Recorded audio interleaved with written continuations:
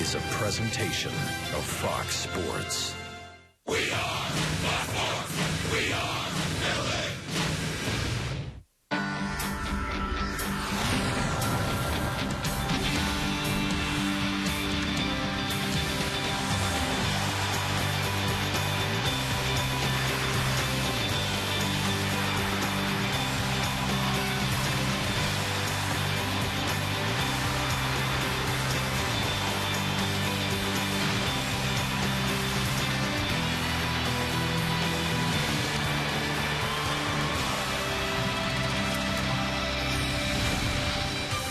It's time for Dodger Baseball. Live from Camelback Ranch in Glendale, Arizona, Prime Ticket presents the Dodgers as they take on the Angels. Hi, everybody, and a very pleasant good day to you, wherever you may be. Dodgers and Angels in their first meeting of the spring. They will play again tomorrow. Today, it'll be Clayton Kershaw on the mound for the Dodgers. Jerome Williams, who at one time pitched in the National League, will be on the mound for the Angels. For the Angels, and of course it's meaningless, spring training records, nevertheless, somewhat of a surprise. They come here 0-6, a team that was in third place last year behind Texas and Oakland. For the Dodgers, 8 behind the Giants when it ended last year. Their record in the spring, 2 wins, 1 loss, and 2 ties. By the way, a highlight for all of us, we'll have a brief 2-minute interview with the great Sandy Koufax. That's right. He's been here in spring training for the last 2 weeks. So all of that will be coming up. The Dodgers, the Angels, Koufax. Pull up a chair, and we'll be back right after this. Only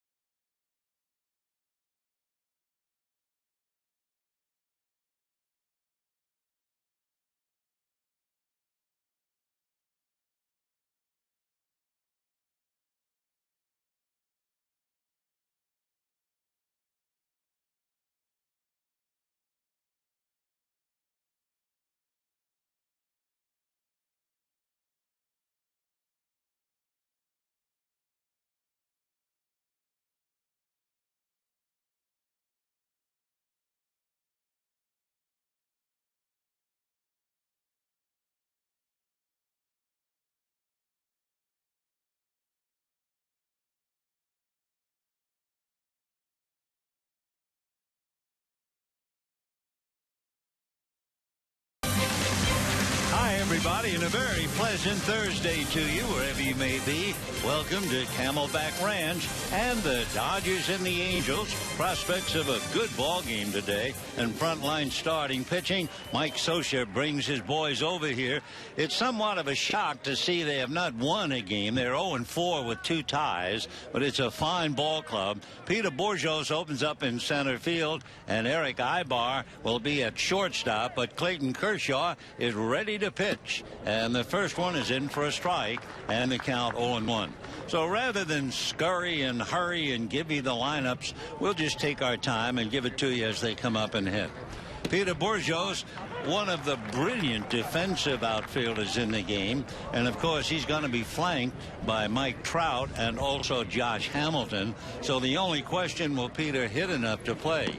The breaking ball is in there, strike 3 called, and down goes Bourjos. So 1 away as Clayton Kershaw begins the day with a strikeout. Clayton 14-9 last year with a brilliant earned run average of 2.5, piled up 229 strikeouts. But I think of all the things that Kershaw did last year, he won a particularly wonderful award. That's the Roberto Clemente Award. Here's the Eric Ibar, switch hitter, solid ball player, a veteran. Figures to be every day as far as the Angels are concerned. Angels are playing 36 games in the spring. That's a lot of exhibition games. Dodgers are in and around 30. Kershaw ready and comes back, and Ibar hits it foul. For the second straight year, of course, the Angels led as they grabbed the biggest name on the free agent market. They got Albert Pujols and C.J. Wilson last year. And then, of course, this year they picked up Josh Hamilton. So for Mike Scioscia, like Don Mattingly, a couple of acquisitions, and it's strike three on another late breaking ball to freeze Ibar. So Kershaw, who had 3 strikeouts briefly in his first outing, comes back in with 2 snakes, and he nails Borgios and now Ibar. So Howie Kendrick is coming up. Howie Kendrick, a wonderful hitter and a fine second baseman. And Kendrick takes the first breaking ball that misses. So Kendrick waiting. Kendrick with Mark Trumbo hitting back of him. The next pitch in for a strike. Howie Kendrick lives over here in Phoenix. Last year, he had a high rate of strikeouts to walks, almost 5-1. But he's a very good, aggressive hitter, and he takes a pitch high. Kendrick, last year, in 153 base hits. So he was in there every day, 18 home runs, solid player. The next pitch to Howie Kendrick, fastball grounded slowly to short, backhanded, double gripped, and a hurried throw, and it gets away at first from Uribe. Holding on will be Kendrick. So Punto had a tough play to make, backhanding on the run. The ball didn't come up enough for him. Then he had to re-grip there, and as he makes the throw, it's going to be a base hit, which is a good call. So Kendrick, an infield single with 2 out here in the first inning, and Mark Trumbo coming up. They always say a couple of things about playing in the big leagues. One, you have a good year, and then the pitching adjusts, and it's up to you to adjust. And of course, last year, Mark Trumbo, off to a great start, had trouble adjusting after the All-Star break. Big right-hand batter, and the pitch to Mark is taken for a strike. Last year, Trumbo hit 5 home runs in the last 2 months, but he still led the team with 32, and he had 95 runs batted in. So Trumbo, who figures to make his mark, and of course that's quite a lineup the Angels will feature when you look at their outfield, and then you add Pujols and Trumbo. Line drive down the left field line, going all the way in the corner. That'll score Kendrick easily, and Trumbo goes rumbling first base with a solid hit and a run batted in. The Mark Trumbo line drive single into the left field corner. A 2-out single by Kendrick, and that'll bring up Vernon Wells. Vernon Wells, who was signed to a big contract, will certainly get a chance to play this year with Torrey Hunter gone. So Vernon, who's had 3 Gold Gloves in his career, so he will help as the 4th outfielder. He takes a strike, and the count 0-1. Out of Shreveport, Louisiana, and Vernon now lives in Arlington, Texas. Kershaw out of a stretch, a look over at first. Now Clayton back to the plate. Good fastball, swung on and missed. That had a tendency to rise and sail a little. So for Clayton, with that great curveball to take care of Borgios and Ibar, and now with the fastball, he has 2 quick strikes on Vernon Wells. Wells will be 35, a veteran who first came up with the Blue Jays and had some great years. Kershaw with a big overhand curveball, just misses. Wells, I think, started to walk away. Kershaw started to walk off the mound, and that big rainbow curveball, however, it was called a ball, and Vernon Wells is still there. Wells, let's face it, since he was signed by the Angels, has been pretty much of a disappointment. Throw to first, Trumbo back on the flag. In 2011, as a regular, Wells hit only .218. And last year, hurt a lot by injury, he hit .230, and the next pitch puts him away. So for Clayton Kershaw, he gives up a run and strikes out the side. And at the end of half an inning, 1-0 Angels.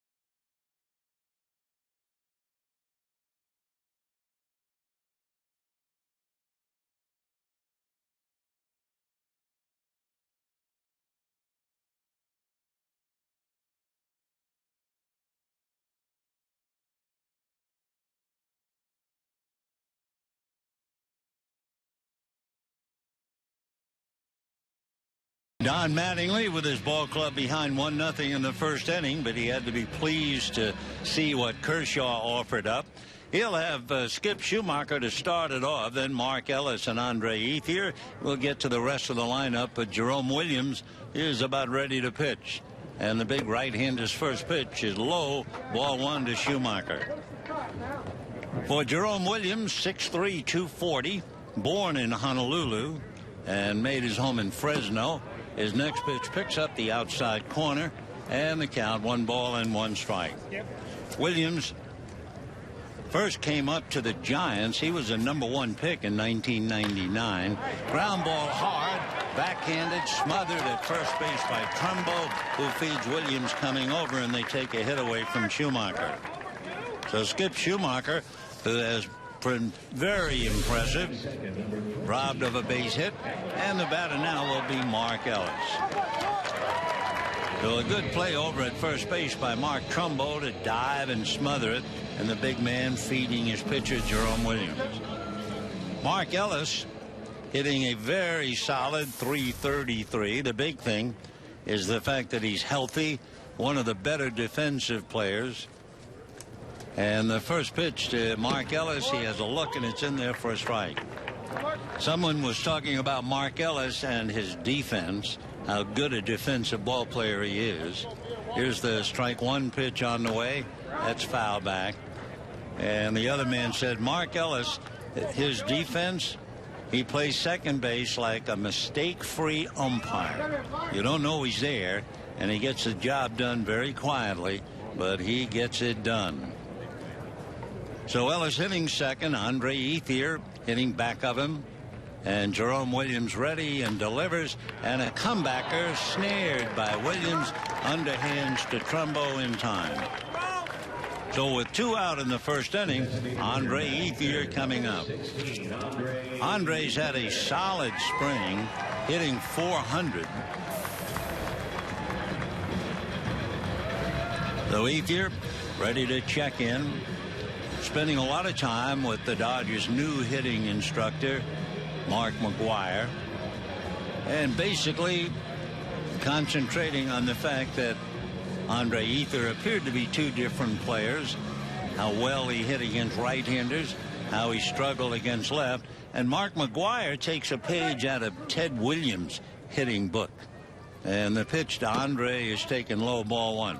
Williams' theory, and adopted by McGwire, was the fact you go up to the plate, you know your own strike zone, you know the really sweet spot where you drive the ball in your strike zone, and then you know the areas where you make out. And Ted Williams' theory was you go up to the plate and you only look for that pitch in the sweet spot. If the pitcher gets you 2 strikes on 2 very good tough pitches, you take your cap off to him and then you battle. But above all, you're first looking for that pitch in the sweet spot. We'll see about Andre Ethier and his success against some left-handers, as that is going to be his basic theory.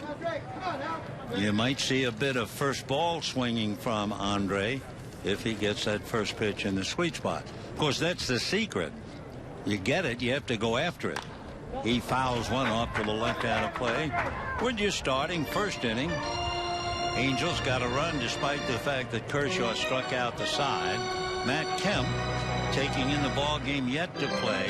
He is hitting not only in the batting cages, but he's now hitting on field. Batted yesterday against Don Mattingly, of all people, who was interested in the length of Kemp's swing. Ethier takes low. Naturally, with a shoulder surgery, they were watching to see if Kemp could extend, and apparently the word is yes, he's doing very well on extension. So once we turn the corner, Matt will start to play in March. So they say we'll call Crawford. The next pitch to Andre Ethier is low. So Jerome Williams, whose family moved from New York to Honolulu.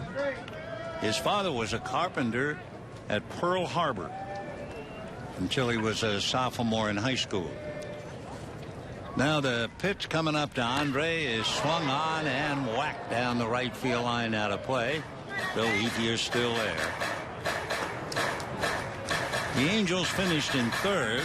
They were a disappointment. The Dodgers were a disappointment as well. They finished second. However, Mike Scioscia now has what would appear to be a great lineup featuring Mike Trout, Josh Hamilton, Albert Pujols. Wow. Mark Trumbo. Ethier takes low and away, and that's out of the zone for ball 4. So Andre draws the walk, and the batter is Luis Cruz. Boy, you talk about a quick recovery. Where was Cruz yesterday? Luis Cruz was in the hospital. He had a bad case of the flu. As so often happens, he was totally dehydrated. He was on an IV yesterday, and here he is in the lineup today. The young age, they can bounce back quickly. And here's Luis. Hit a home run the other day and starting at third base. Takes the first pitch high, ball 1, 1-0. Luis Cruz, certainly one of the biggest surprises last year. Hit a very solid .297 for the Dodgers. Admittedly, in 78 games, so he has to prove that he can hit as well over a long period. But he is the third baseman. He takes low and inside. He also had half a dozen home runs, 40 RBIs, and handled the position very well. So an opening day, and for the first time in his career, he figures to be the Dodger third baseman. So Cruz waits. Out of a stretch goes Williams, looks over at Ethier with 2 out. Pitch at the plate, swung on and hammered to left. If it stays fair, it's gone. It is gone. How about a guy from IV to a home run? So Luis Cruz golfs his second home run of the spring, and the Dodgers turn it right around and lead 2-1. So a 2-out walk to Ethier. And Cruz, great kid. They love him on the ball club. Very popular. And Cruz now back in the dugout. Luis is playing for the Mexican team, so he's really close to Adrian Gonzalez. So Cruz comes around, cruising around, and the Dodgers lead 2-1. And the batter now, Jeremy Moore. Moore at one time in the Angel organization, and he takes a strike, and the count 0-1. Moore's had a nice spring. Have no idea whether he'll be with the ball club or not, but he has been impressive in the little bit that we've seen him. He hits a slow ground ball to the right side. Kendrick flips and gets him, and that's the inning. So Kershaw struck out the side and gave up a run. Williams gets 3 ground ball outs and gives up 2, and the Dodgers lead 2-1.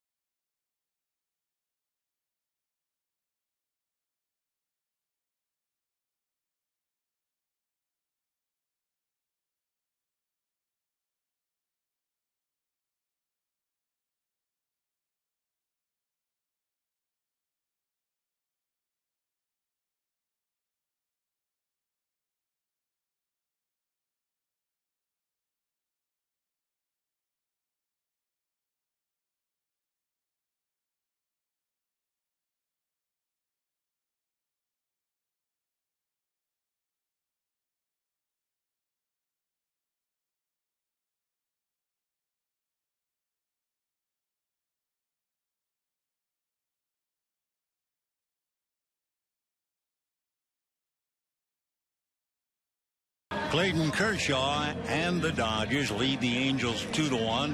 Home run by Luis Cruz, who is certainly battling to be the regular third baseman instead of a utility player. Boy, the Dodgers, talking about utility, they have a couple of fellas who are really solid at that job. One of them is the lineup in center field today, and that's Skip Schumacher, who plays the infield as well. Then you have Nick Punto, who can play almost anywhere in the infield. And in right field for the Dodgers, Amaziga has played 5 different positions for the Dodgers already this spring. The first pitch in for a strike to Callaspo. 0-1 the count. Alberto Callaspo checking in out of Maracay in Venezuela. Kershaw's curveball is hit down the left field line, foul and out of play. If you weren't with us, Kershaw, very impressive, struck out the side in the first inning, but he gave up singles to Kendrick and Trumbo for a run. He has 6 strikeouts in his first couple of innings in the spring. Callaspo and Eric Ibar are not only teammates but very close pals. The next one to Callaspo is lunged at and missed. So Kershaw has now struck out 4. And his 4th strikeout brings up Chris Iannetta, the veteran catcher who played for years in Colorado, then came over to the Angels from the Rockies. He has a younger brother who followed him to North Carolina out of high school in Rhode Island. Chris, a math major in college, swings and doesn't get a breaking ball, and the count 0-1. Iannetta, who graduated from North Carolina. Kershaw ready, Clayton back with a fastball just off the plate. Chris Iannetta, an even 6, 220-pounder, originally signed in the 4th round by the Rockies. Iannetta will be followed by the catcher, John Hester. And the next one to Chris, up and away. For the Rockies, Iannetta hit 18 home runs, 16 and 14, but it might very well have been more the rarefied air. The next one to Chris is taken down and dirty. Kershaw in the first inning had a first pitch strike to 4 of 5 hitters, and as we said, he has now struck out 4 with 1 out in the second inning.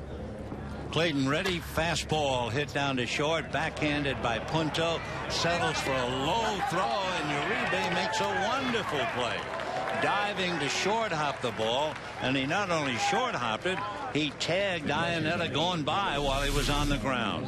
That's worth a second look, because the ball hit to short, and you can see on his knees Uribe makes a swipe tag, and of course for Punto, he slipped, almost fell down. That made the bad throw, and a wonderful play at first base. So 2 down in the second inning. John Hester, the catcher, takes in the dirt, ball 1. Hester, familiar over here because he was a 13th round pick by Arizona, played for the D-backs in 09 and 10, then came over to the Angels last year. Right-hand batter, takes a breaking ball low.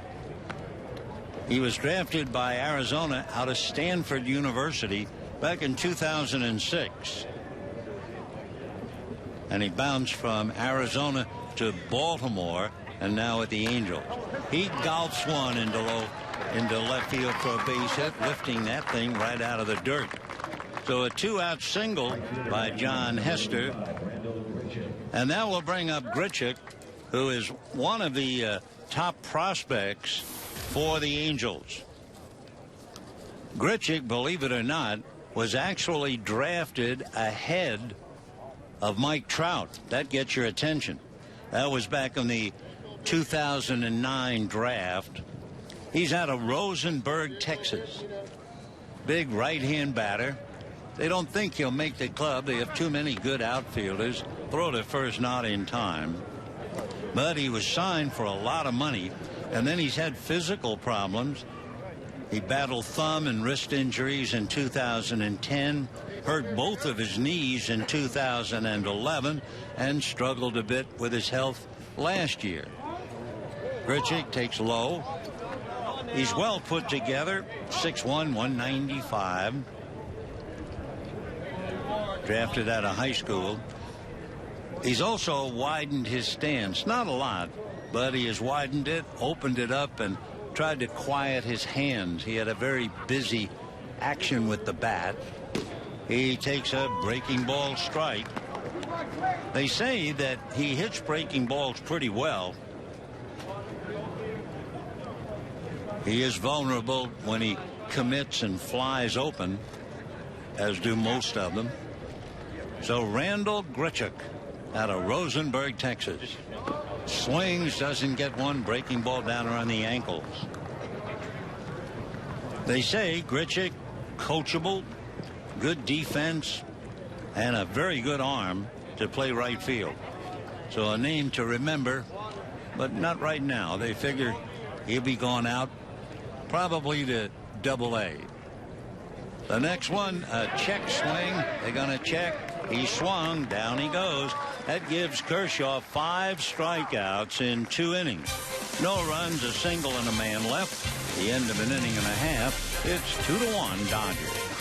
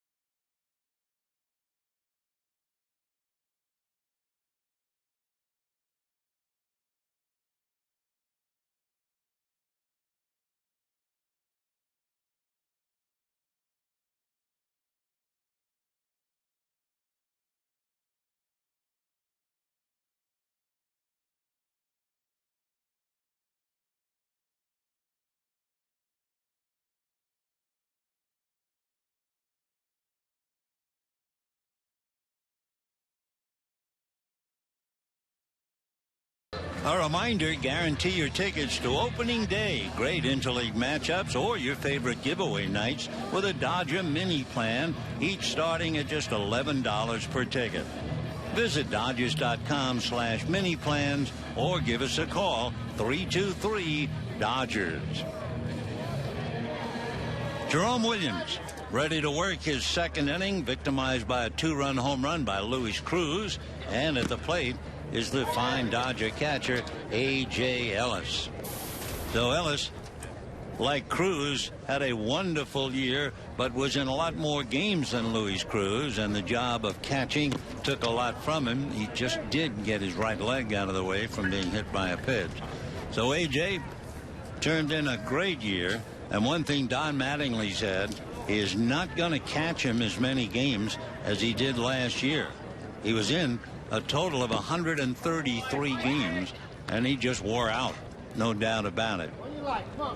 Ellis had 13 home runs, 52 runs batted in. So A.J. waits, and Williams back with a pitch that misses, and the battle continues.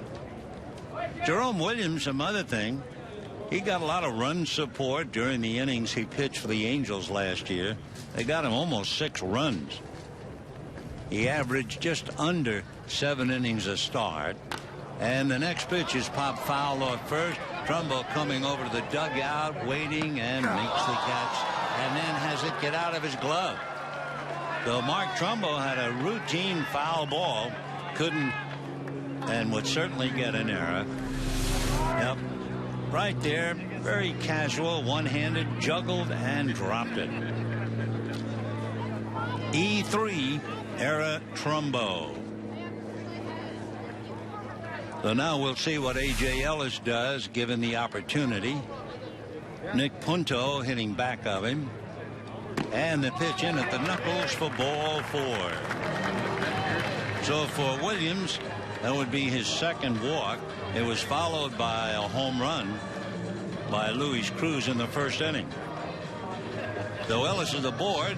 Nick Punto, who had a key base hit to drive in 2 runs against the Cubs the other day, and playing shortstop today. Punto in his 5th game. Out of a stretch goes Williams, has a look over at first to Ellis. Now Punto takes a pitch low and away, ball 1.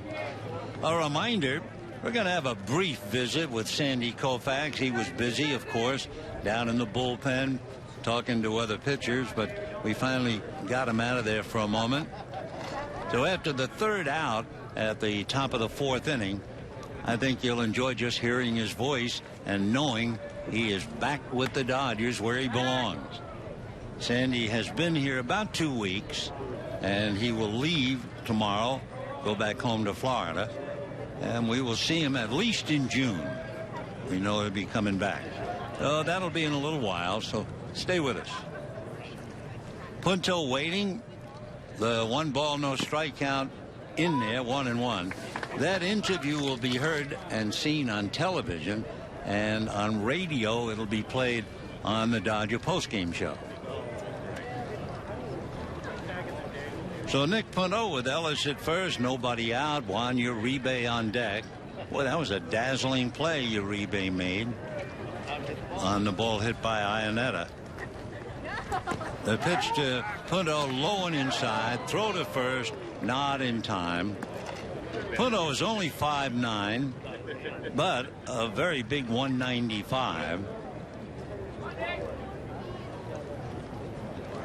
Nick was born in San Diego, lived in Mission Viejo, Ladera Ranch. So Nick waits, Williams out of a stretch, 2-1 in favor of the Dodgers. We're in the bottom of the 2nd inning. Ellis walked, Punto's the hitter, Uribe's on deck, and then Amezaga hitting 9th in the Dodger lineup. Dodger pitching today after Kershaw. We figure to see Ted Lilly, Peter Moylan, maybe Josh Wall, and Steve Ames as well. Runner goes, hit and run, ground ball in the hole, and it gets through into left field. On his way to third is Ellis, and he is in there. And Nick Punto, who does so many little things, just shows you another thing he can handle. A hit-and-run single to the hole. Great effort by Eric Ibar, but he couldn't come up with it. And Ellis goes all the way to third. So hit and run puts Dodgers at first and third, nobody out, leading 2-1. And here's Uribe with Alfredo Amezaga, who at one time played for the Angels on deck. One thing about Amezaga that catches your eye immediately as he stands in the on-deck circle swinging the bat, he wears 0. That's right. The numerical 0. Out of a stretch goes Williams, checks the run as Uribe backs off and takes a pitch low, ball 1, 1-0. Juan taking a look at Tim Wallach. Punto at first, A.J. Ellis on the bag at third. Williams in some trouble, and the Dodgers trying to add to a 2-1 lead. Williams comes right back with a low fastball, though he's behind, and Uribe now looking to see about the count. 2-0.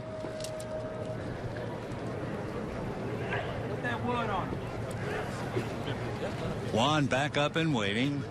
Williams, who was raised, maybe 15 minutes from Pearl Harbor. The big Hawaiian is ready. Here he comes, and it is swung on and fouled away. Williams, during the regular year, as he's pitching to Juan Uribe, wears puka shells. Can't believe he's wearing them today. Puka shells his mom always wore, and so he was wearing puka shells until I think they dried up and broke and fell apart. Jerome set. Here he comes, and it is swung on, fouled at the plate. So Uribe up there, struggling now with 2-2 count.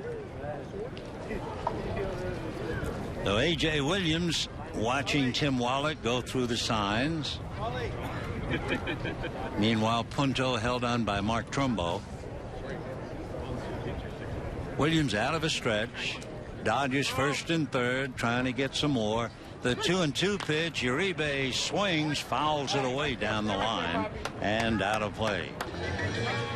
When the Angels came here today, the Dodgers were able to welcome an old friend. Not that he's old by any means, but Trent Ocean returns in an Angel uniform. He was with the Dodgers, you may remember, 10, 11, 12, from Sydney, Australia, and he trained here with the Dodgers for 3 years. Here comes Williams' pitch, and Uribe chases it, gets a little, and fouls it away, though he's still there.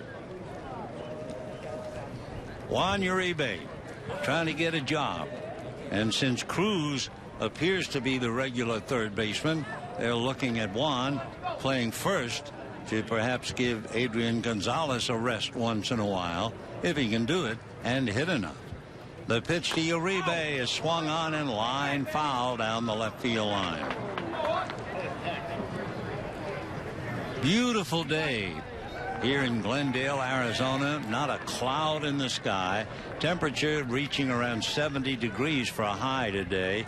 And they say over the weekend it'll be up into the 80s here, which would be more like it for the folks here in Arizona and for especially the ball club. So now you sit in the sun and take in an exhibition game. 2-2 pitch coming up. Williams set. There goes the runner, and it's off the plate, juggled and dropped by Iannetta. So the Dodgers now come up with a stolen base for Nick Punto, and it was on the outside corner for strike 3 to Uribe. So Uribe really struggling with the bat on a borderline pitch, goes down. Punto stealing second, and the batter now is Alfredo Amezaga. Amezaga has played 5 different positions. Amezaga has played all 3 outfield positions and 2 in the infield. Come on, baby. So Amezaga comes up. The infield is halfway. The corners come up. He has a look at the first pitch low, ball one. Alfredo was born in Sonora, Mexico, and he was to play in that World Baseball Classic for Mexico, and he has opted not to play. He thinks he's up to such a good start in the spring, he might very well clinch a job with the Dodgers. He's 5'11", but he weighs maybe 165 pounds. Swings, fouls it away. Put that wood on him. 1-1 the count to Alfredo Amezaga. Married with 3 children.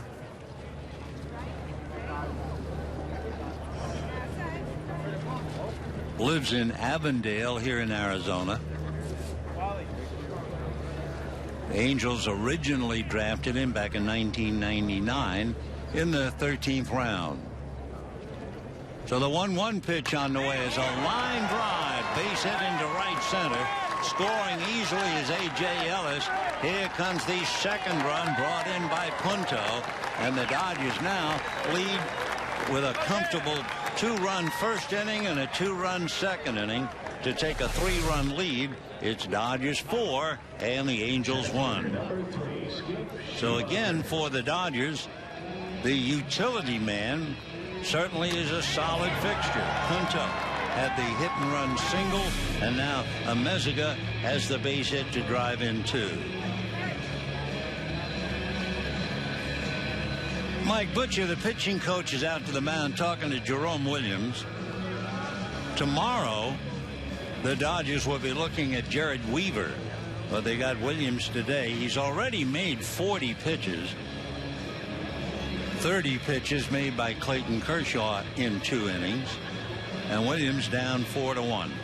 But again, the results are not what's important. It's the work. Are they pleased with what they've done? Is the ball doing what he wants to do? And he is getting in his pitches for sure. Meanwhile, here's Skip Schumacher, who grounded out in the first inning. There goes a bluff by Amezaga, and a base hit that gets right on through Callaspo, and down to second base goes Amezaga on the single by Schumacher, and it'll be a base hit. So the Dodgers now 3 hits and a walk on Jerome Williams, leading 4-1. That ball was a blur, hit to the left side. Callaspo tried to get the leather on it, but no chance. So the Dodgers continued, having had 5 men come to the plate. The batter is the number 2 hitter in the lineup, and that's Mark Ellis. So Amezaga takes his lead at second. Schumacher at first. The pitch low, a throw to first, not in time.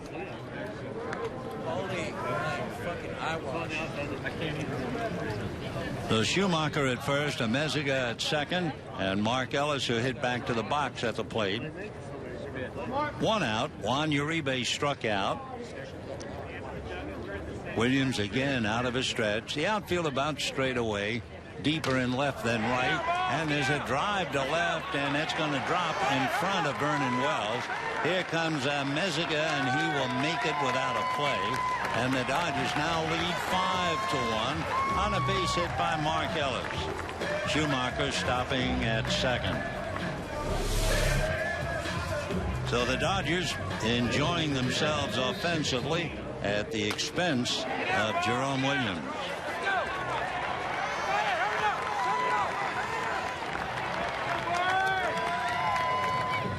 And the batter now will be Andre Ethier, 7th man to come up in the inning.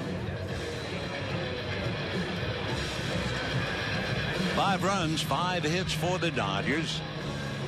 1 run, 3 hits for the Angels. They had 2 hits in the first inning to get a run, and then John Hester had a 2-out single in the second.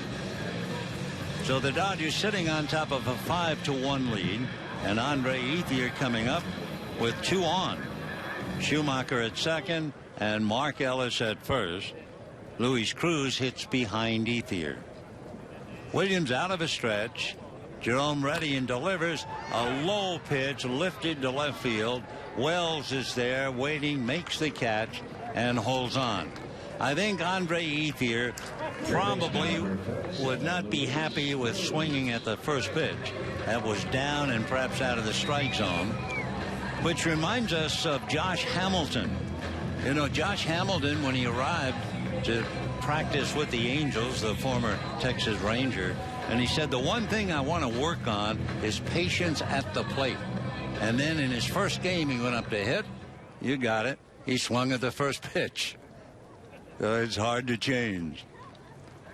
So Ethier flies to left. Here's Luis Cruz. He takes a breaking ball strike, and the count 0-1. 2 on, 3 in. Dodgers lead 5-1. Cruz with a 2-run home run in the first inning, though he's homered twice this spring. The next pitch, swing and a miss. And the count with 2 strikes. So Cruz, a remarkable recovery from the flu and the IV treatment yesterday in the emergency room, and then hit a home run first time up today. Swings, fouls it back to the screen, and the count still 0-2. The Lewis, along with Adrian Gonzalez, they'll be members of the Mexico team in the World Baseball Classic. Games begin, I think, around the 7th of March. 7, 8, 9, right in there. Next one, ground ball wide to third. Up with it is Callaspo. Quickly down to second to Kendrick, and they get the force play on Elliott. The Dodgers settle for 3, and at the end of 2, lead the Angels 5-1.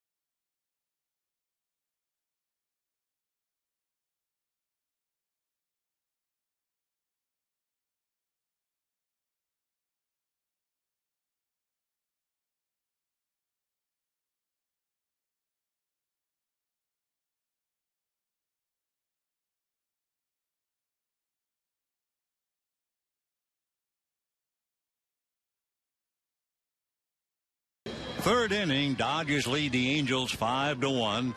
And for Clayton Kershaw, he will extend his work at least an inning. And Peter Borges will lead it off, the pride of Park Ridge, Illinois. And the right-hand batter takes the first pitch for a strike. When Borges made his debut back in 2010, he looked spectacular in the field. He takes in the dirt. At bat, he hit about 208 and eventually lifted that all the way up to 271. And he had 13 home runs, an American League leading 11 triples. And they thought, boy, they've really got a jewel. He swings, doesn't get it. He also had 22 stolen bases. But then all of a sudden, the Borges that they saw disappeared. So he is trying to be seen again. Last year he had 167 in April. Borges takes low and inside. With that 167 in April, he was then demoted to a part-time role. And when Mike Trout was called up, that was about that. However, he got a break when Vernon Wills was hurt. Swings, fouls it back. Wells was hurt late in May. Borges through July hit .228. And, of course, Mike Trout became incredible. That was about the end of Peter Borges last year. Right-hand hitter takes off the plate. He had only 10 at-bats in August and September. So Borges trying to show Mike Scioscia that he can play.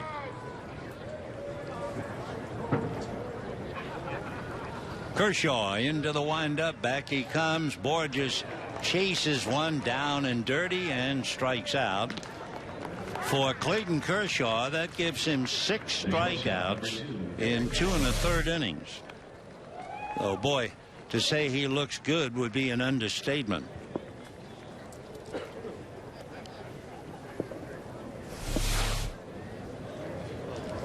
So the batter now is Eric Ibar. Ibar struck out in the first inning. Ibar switch hitter, batting right-handed, shows bunt and takes ball 1. 1-0.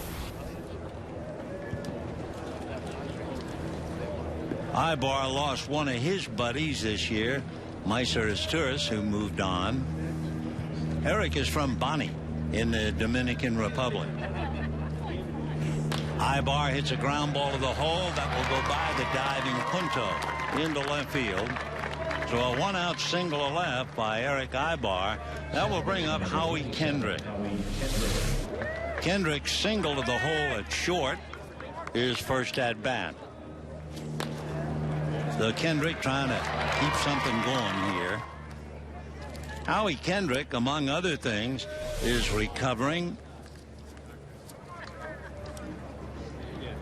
He had surgery in October to remove calcium deposits in his elbow. And he takes a strike. Count on 1. Kendrick is very much of a ground ball hitter. 4th highest in the league in ground balls compared to air outs. Throw to first, not in time. So Kendrick makes his home here in Phoenix, trying to keep something going here against Clayton Kershaw.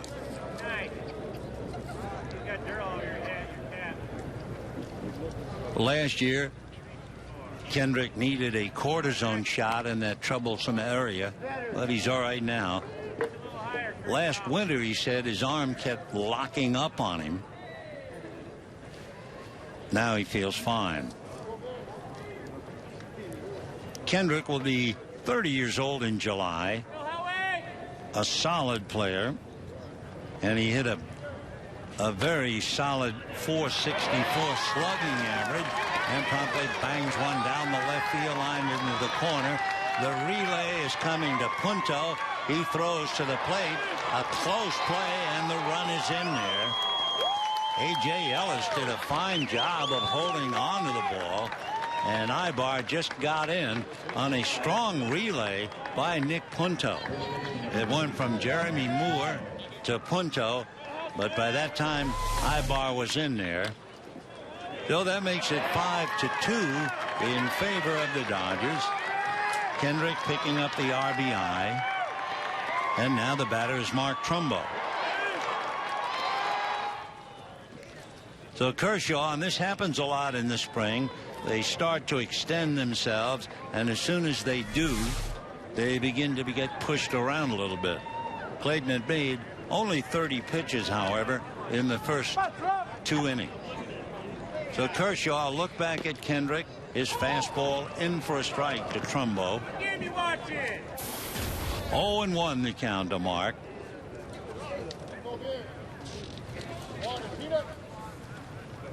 So Mark Trumbo, single to left field in the first inning. No balls, 1 strike. Kershaw looked back at second. Next pitch, fastball on the fists, foul back. And the count 0-2. Mark Trumbo is big enough. He is 6'4", about 220. Last year he had one stretch where he homered in 4 straight games. He was heavily scouted as a pitcher.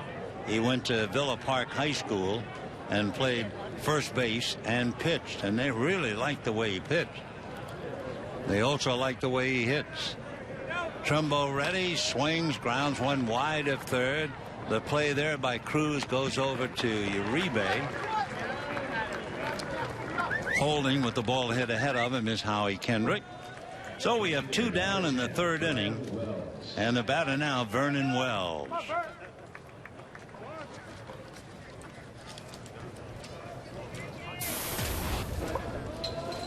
So Vernon Wells, right-hand batter, checking in at the plate, struck out in the 1st inning. That's when Kershaw struck out the side. Vernon bends slightly at the knees.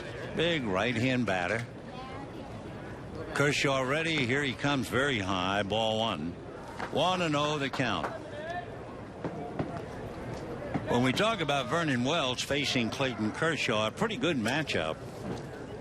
Wells, of course, had that tremendous contract he signed for about $53 million, and I believe he's still playing for $21 million more. He swings, hits one in the air to left field. Trouble. It's going to drop for a base hit. Here comes Kendrick to score on the pop fly single to left. So 2 runs are in here in the 3rd, and the Angels get closer. It's 5-3 Dodgers, and the batter will be Alberto Callaspo.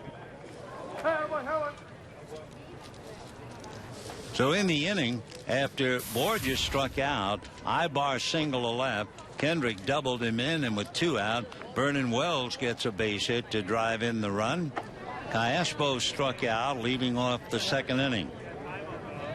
Signed as a free agent by the Angels back in 2001. Kershaw's first pitch, fastball strike. He has been throwing first pitch strikes in the 1st inning. 4 of his first 5 pitches were for strikes. 2nd inning now he's up to 6 of 9, and he is 9 for 15 first pitch strike. Clayton looks to first, back he comes, ground foul outside at 3rd. So he's jumped out in front of Alberto Callaspo. No balls and 2 strikes. Callaspo, we mentioned his friendship with Eric Ibar. They go back to 2003. They were teammates at Cedar Rapids, and they were called Los Hermanos, the brothers. And they're still together, and as you can imagine, happy about it. Kershaw delivers and gets it in there. Strike 3 call. Clayton Kershaw, 7 strikeouts in his 3 innings. Angels get 2, and at the end of 2.5 innings, 5-3 Dodgers.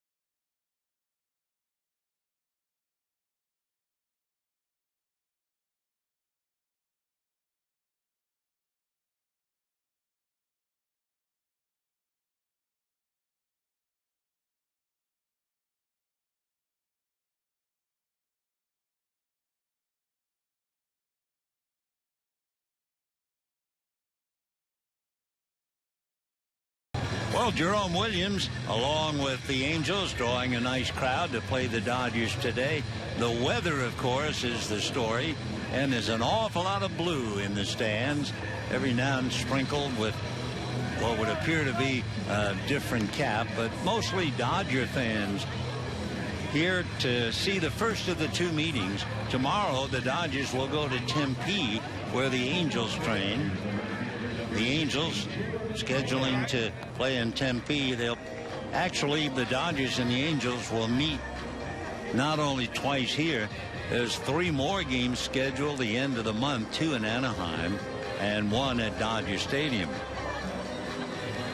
Hiroyuki Kobayashi is the right-hander on the mound for the Angels, and Kobayashi will be pitching to Jeremy Moore to start it off. Hiro on the slim side, right-handed deals, and he's in the dirt. 1 ball and no strikes. Jeremy Moore grounded out, pulled the ball to Kendrick. Jeremy waits, and he fouls the next one away.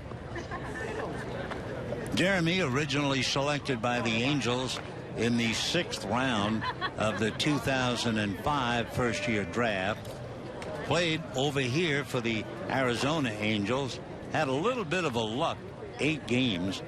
2 years ago, he played briefly for the Angels. He has a look at the pitch low. So Jeremy Moore, 25 years old, 6'1", 195. Dodgers like what they have seen. He might very well be one of those late bloomers. Kobayashi ready, and back he comes, crowding the hitter inside. So the count runs to 3-1. Moore has been in the minor leagues for about 7 years, and his career batting average 277. Kobe delivers, and a tie for ball 4. So Moore draws the walk, and the batter will be A.J. Ellis. A.J. Ellis, the Dodger catcher, walked, scored a run in the 2nd inning. In looking at Clayton Kershaw's first 3 innings, he struck out 7, and that would make even Sandy Koufax proud. And a reminder, we'll have a brief 2-minute chat with Sandy after the 3rd out at the top of the 4th inning. So in the middle of the 4th, you'll see and hear from Sandy just a minute or two. He didn't want to go any longer. He didn't want to interfere with the game. So he's already won the What a Guy award of spring training of 2013. Ellis will look down to Tim Wallach. Remember earlier the Dodgers played hit and run with Punto, and then they played run and hit when Uribe was striking out.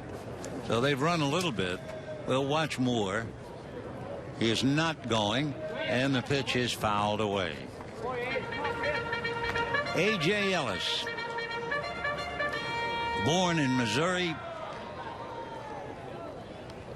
31 years old, won the Roy Campanella Award last year as the most inspirational Dodger.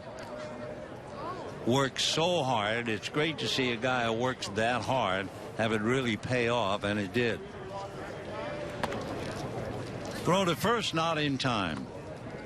A.J. Ellis had a harrowing experience. His wife delivered their child while on their way to the hospital. Yes, he was cool under fire. A.J. backing out. Last year his total 270. A.J. is Andrew James. They have 2 daughters and a son. Kobayashi set at the belt, very careful. Now comes to the hitter and works it low, and whoa, a late start from first base, and out at second base is Jeremy Moore. So kind of a delayed steal. It was a tough pitch handling at the plate, and Moore's hung out to dry, so we have 1 down. Ellis with the count 1-2. Hitting back of him, Nick Punto.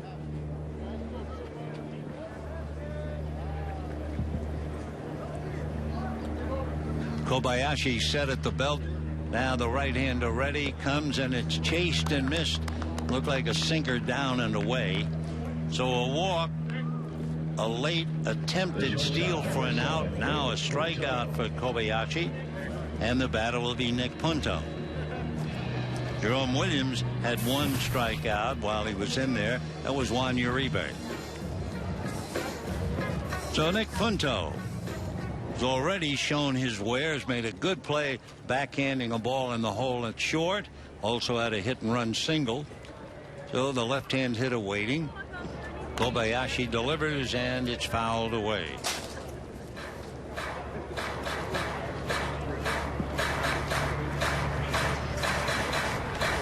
Nick Punto was part of a wedding party.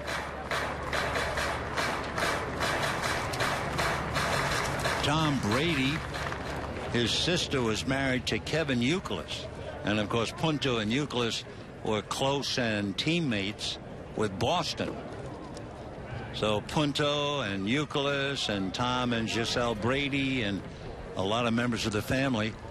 Since Youkilis married Brady's sister in April and went around playing for the Red Sox, they didn't have much of a honeymoon. So they had it with a group recently in Hawaii. And Punto very close to Youkilis, so he was invited.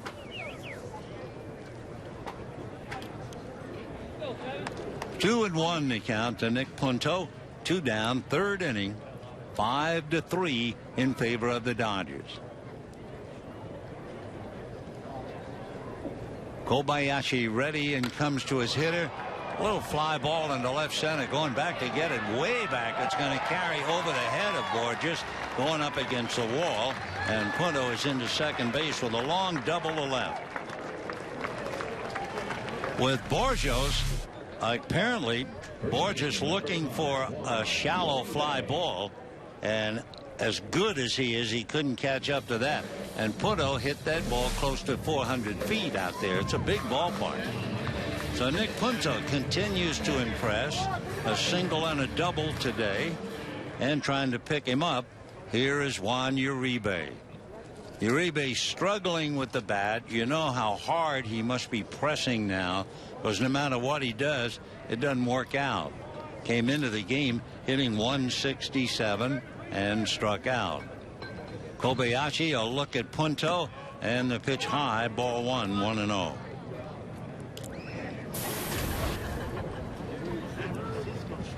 So Juan Uribe trying to show that he can still play, he can still hit, and playing first base.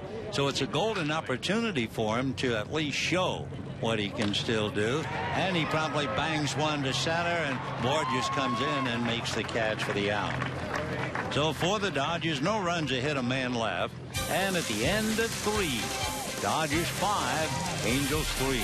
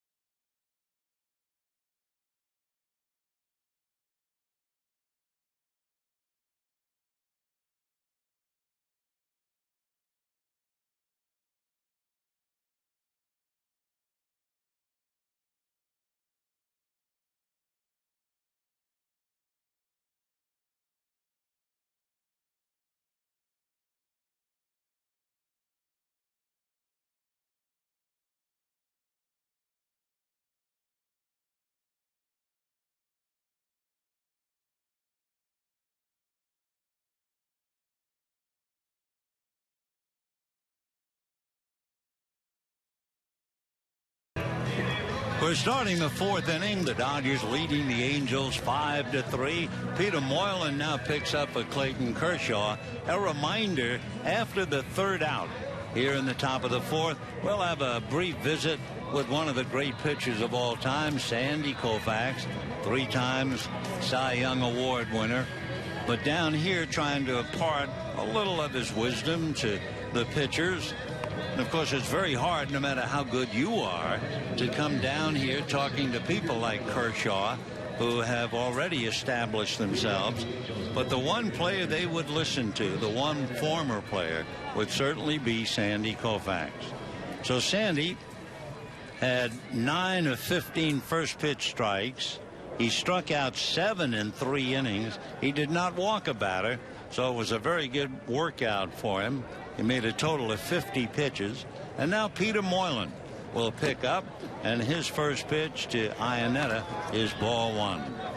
Peter Moylan, 6'2", 225, out of Australia, Lesmurdy, and lives now in Georgia, but of course he played for Atlanta.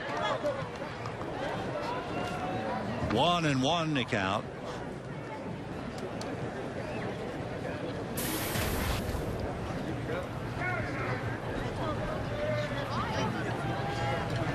Iannetta waiting at the plate, robbed of a hit by Nick Punto back in the second inning,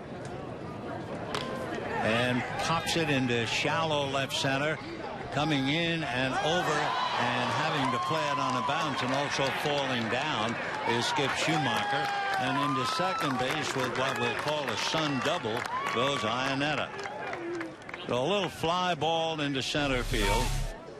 Schumacher had a lot of trouble picking it off. That's yet another problem they have in spring training. The bright, brilliant sun here in Arizona. So Schumacher scrambles. Iannetta has a double, and John Hester coming up. Peter Moylan picking up, working on Hester, who's single to left field in the second inning. Peter is married with 2 daughters and misses on the first pitch, ball 1. He was originally signed by the Minnesota Twins, and he was with Atlanta from 2006 through last year. So a veteran right-hand reliever, Peter Moylan, definitely has a shot to make the club. Kind of a sidearm sinker ball pitcher. 2 balls and no strikes.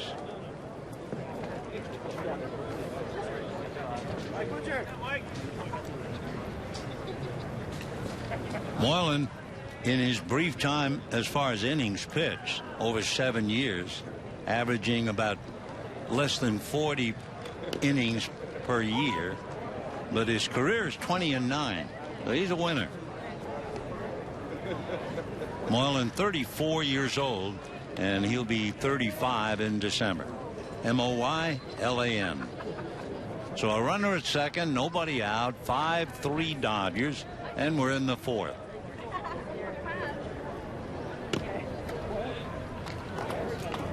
So Moylan now, after a tough luck double for Iannetta, falls behind 3-1 on the count.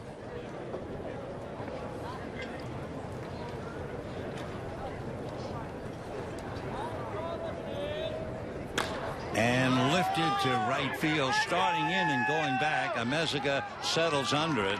Tagging up is Iannetta, and he'll get into third with a slide. So Hester, a fly ball to right field, advancing his runner. And with 1 out, Randall Grichuk coming up. Grichuk is the young fella who was drafted ahead of Mike Trout. And they're pretty good buddies. They figure Grichuk will, as we mentioned earlier, will take a while, but they do think he will get here eventually.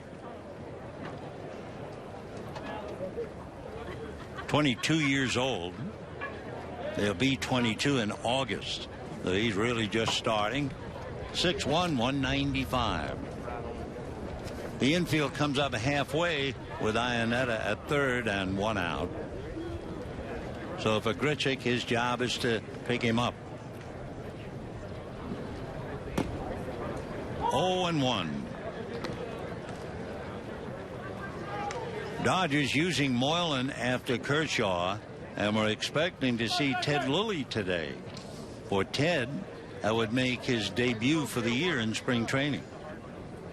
0-1.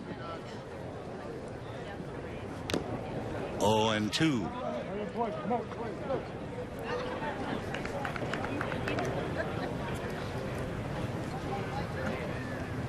Moylan, just one game under his belt in spring training for a brief inning. 0-2 the count to Randall Grichuk. 0-1. The pride of Rosenberg, Texas.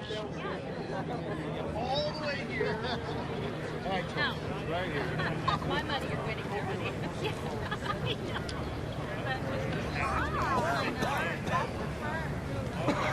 1-2. Boy, a big, almost submarine pitch that almost came up for air. Take another look. Moylan had that thing really sail. Nice play by A.J. Ellis, especially with the runner at third. Of course, that's one thing about a major league catcher. You're going to handle all types and all deliveries. And there's that sidearm sinker to take care of Grichuk. So 2 out. Ionetta is still at third.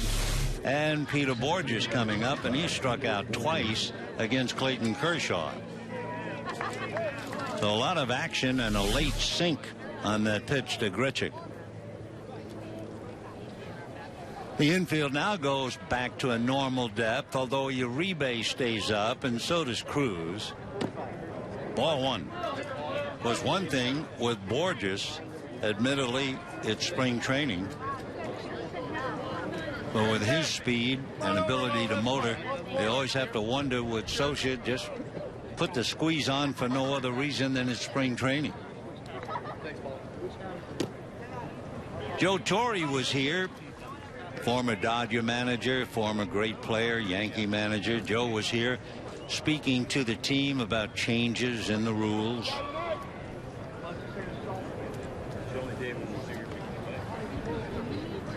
Two and 0. This is trying. 2-1. Remember how you'd see a pitcher with a runner at first and third, and the pitcher would get off the rubber, look at third, then whirl and throw to first? Well, that's no longer allowed. They've thrown that out. Also, remember the pitcher had to leave the mound if he went to his mouth with his hands.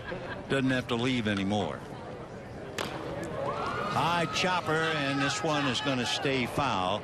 They would not have had a play, and the run would have scored had it stayed fair. So Borges comes back to try it again.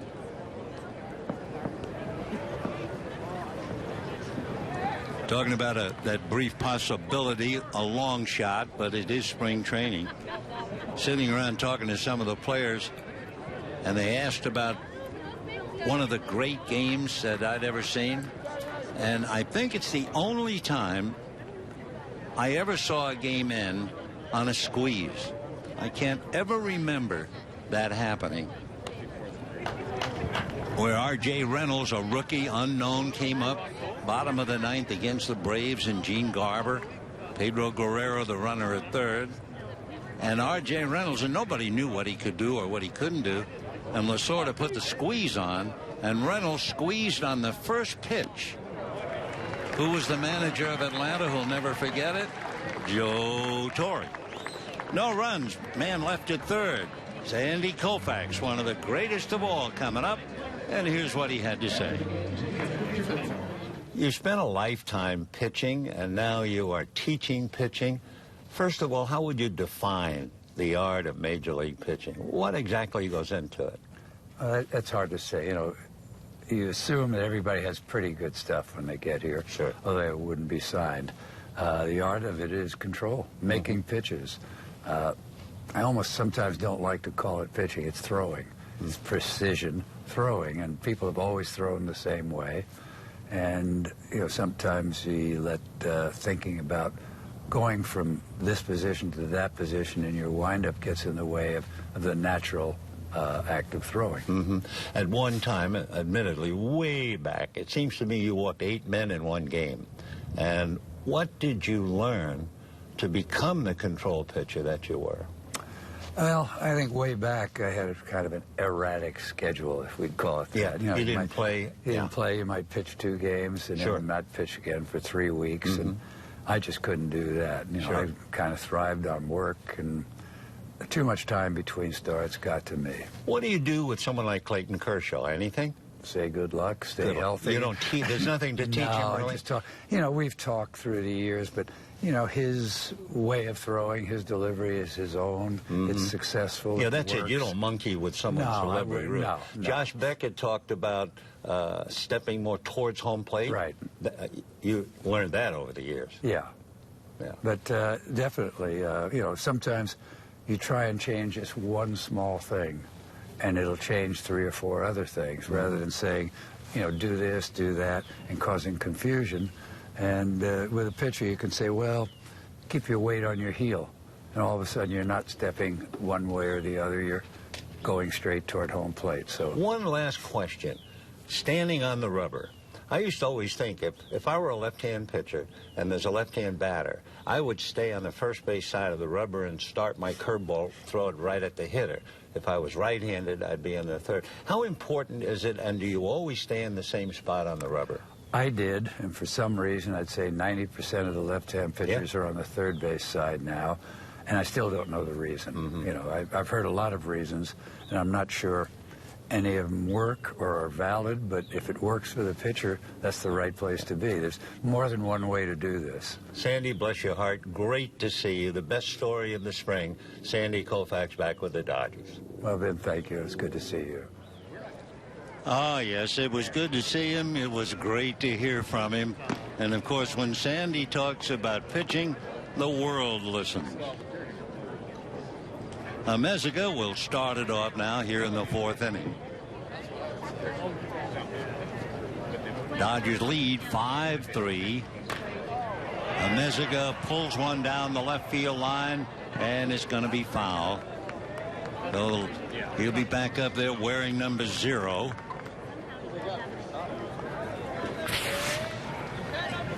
Here's why everybody listens to Sandy. He won 165 games.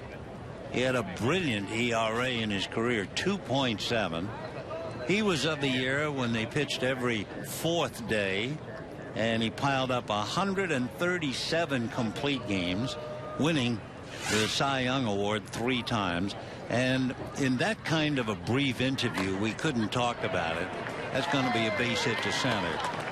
But all you hear about is how great he was and what great stuff he had. He had that fastball. He had a hammer curveball.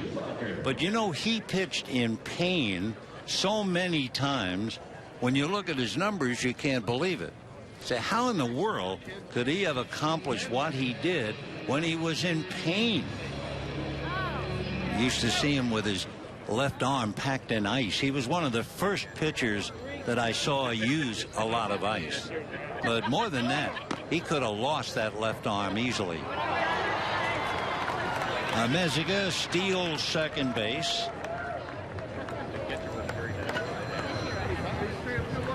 You know, Sandy had a thing they call the Reynolds phenomenon, and the Dodgers came in second to the San Francisco Giants in 1962.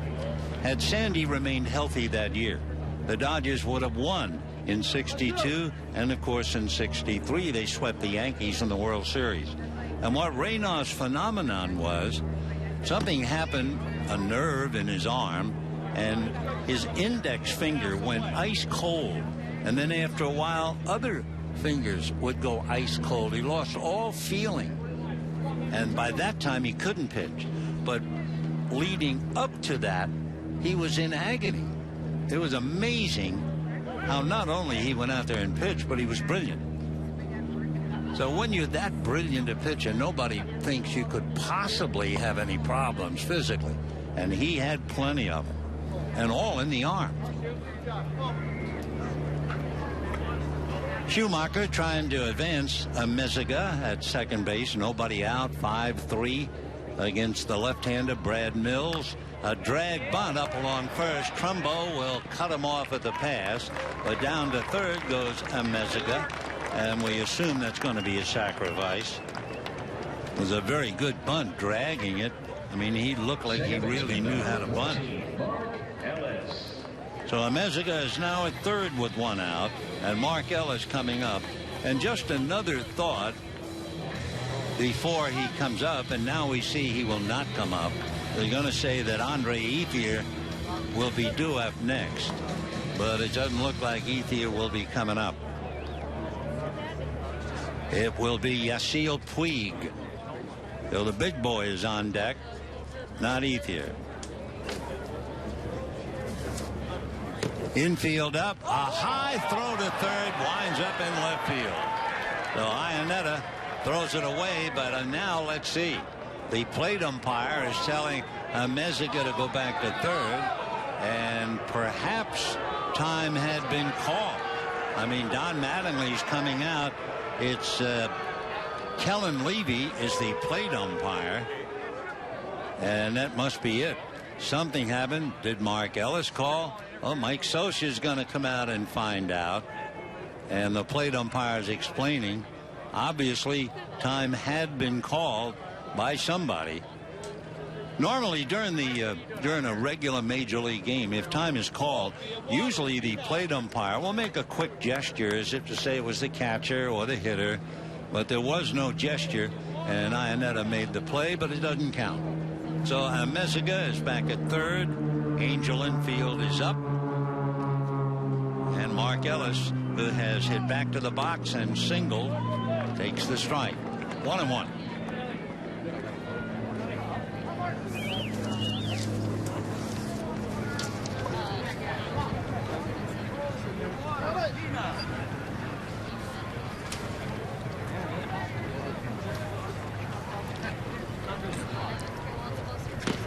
Almost got him.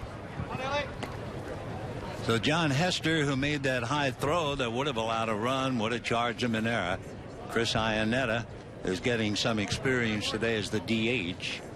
Hester keeps looking over to Scioscia, so we'll see what this calls for. 2-1 to count. And a fastball is whacked into left field. So Meziga comes in with the run. Ellis comes up with his second hit, and the Dodgers open it back up and lead by 3, 6-3. And now Yasiel Puig coming up. Yasiel Puig, the most impressive looking player you'll ever see. I mean, he is about 6'5".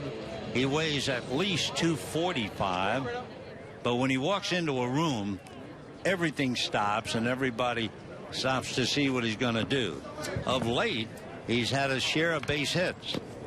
That's a strike. Puig in the spring hitting .364. 4 hits. He has scored 3. 5 total bases. No one expects him. He's not going to make the club.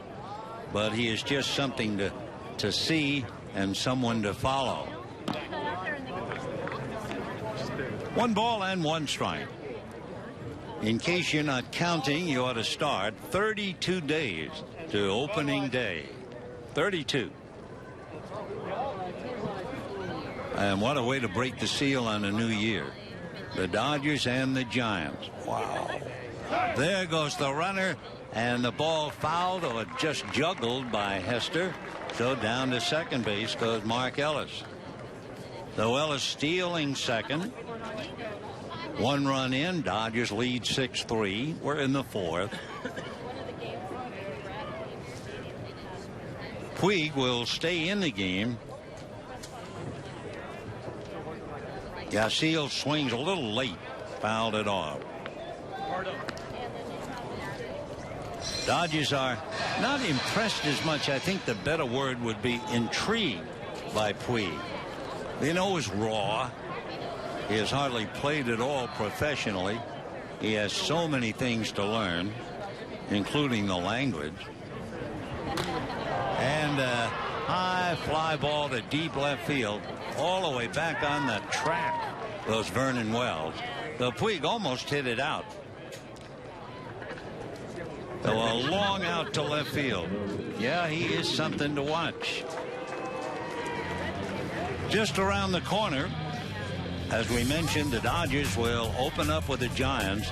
When you look at the schedule, you see the Dodgers have 6 games with the Giants and the Pirates. And then they go out on the road and they play San Diego, Arizona, and then come home to play San Diego. Dodgers will have a tough time, however.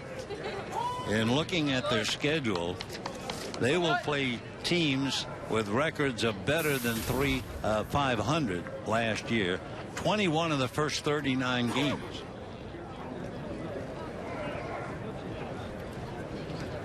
In the dirt, trying to move over to third is Mark Ellis, and he's going to make it. Hester smothering a wild pitch, and Mark Ellis takes over. In talking about the Dodgers schedule, they have a lot of home games early, including that 6-game homestand and that nice homestand in early May. However, the Dodgers will have 4 series against the Giants in the first half of the season. Fastball fouled away. So the teams will face each other in only 7 games after the All-Star break, which is kind of sad. Dodgers and Giants will not see each other from the 7th of July, and they won't play again until the 12th of September. Slap foul by Cruz, waiting on the pitch, as the players say, and then at the last second, flicking the bat at it. Cruz hit a 2-run home run in the first inning, hit into a force play last time up in the second.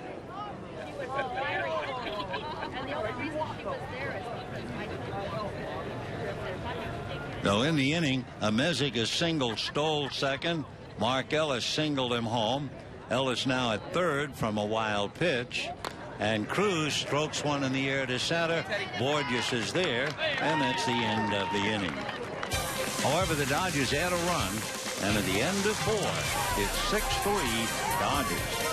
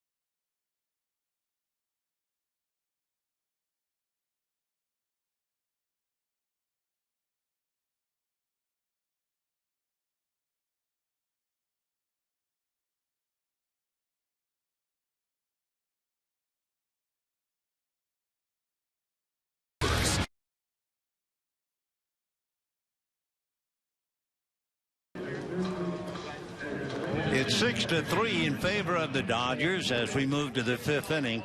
Ted Lilly makes his debut this year, the likable, soft-spoken left-hander who had shoulder surgery. Remember, last year, Lilly started off unbelievable, going 5-0, and then started to have his problems. He has a new outfield behind him to start the inning, and it's ball 1 to Ibar. He also has a new infield, at least part of it. So if you might be getting your spring training in and keeping score, we'll give you the names. Nick Evans, whom we had seen earlier in the spring playing third base. Evans is now in left field, and Jerry Moore has come out, and we assume that they will go straight up, as they say, replacing the man in the lineup as well as defensively. So we will trust and hope that Evans will be batting where Moore was hitting. That's number one. Elian Herrera is in center field where Schumacher was. So Herrera will lead off. Fly ball to center. Under it, waiting for it, is Elian Herrera. So Ibar, a fly ball, one away, and Howie Kendrick coming up. Then Alex Castellanos is in right field, taking over for Amezaga. And we assume that Alex, playing for Amezaga, will bat ninth.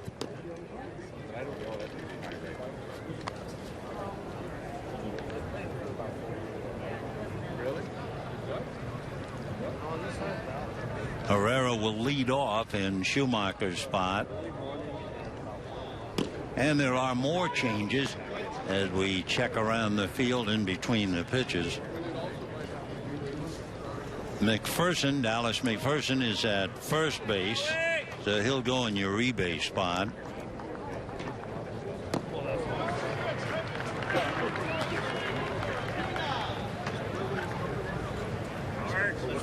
And Brian Barden will take over at second base for Mark Ellis. We've seen Barden play the outfield. And a shot into left field and deep at the wall and gone on the embankment to Howie Kendrick. A very, very fine hitter and second baseman for the Angels drives it out, and that will make it 6-4. And of course, for Ted Lilly, the home run has always bothered him, and you'd expect it to pop up in his first appearance of the spring. So Lilly touched up for the home run by Kendrick. Howie last year had 18 home runs, so it's no surprise. He hit it over the 380 sign, so that was a good shot.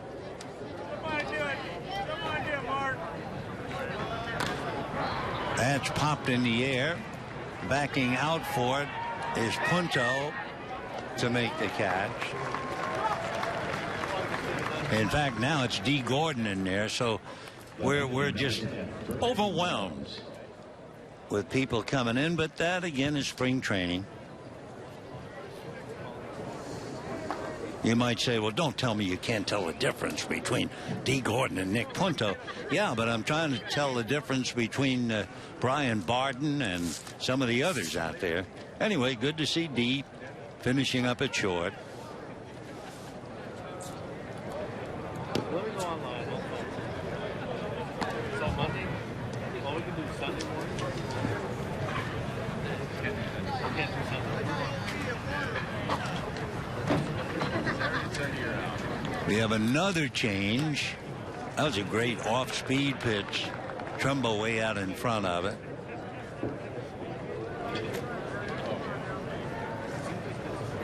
Ozzie Martinez, whom we don't know.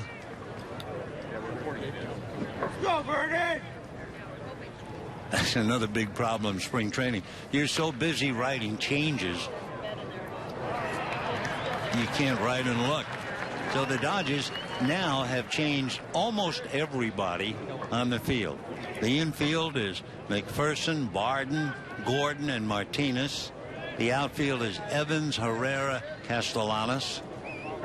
Ted Lilly replacing Moylan, who replaced Kershaw, and he takes care of Vernon Wells. However, the Angels get the run on the home run by Kendrick, and at the end of 4.5, it's 6-4 Dodgers.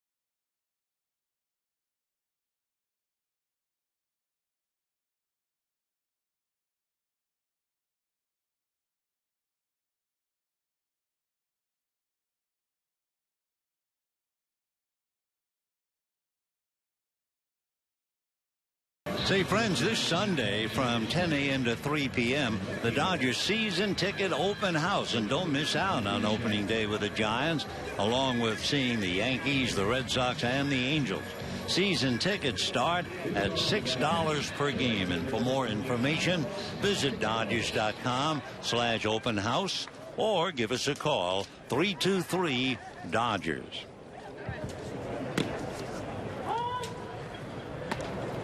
Nick Evans leading off for the Dodgers against Brad Mills. In fact, it's Alex Castellanos, so they are not hitting, and that is really disaster. If they're not hitting in the lineup where the man they're replacing hit, we are really busy. As we put Evans in there since he replaced Moore, but nope, it's Castellanos. Going to have to talk to Mattingly about that.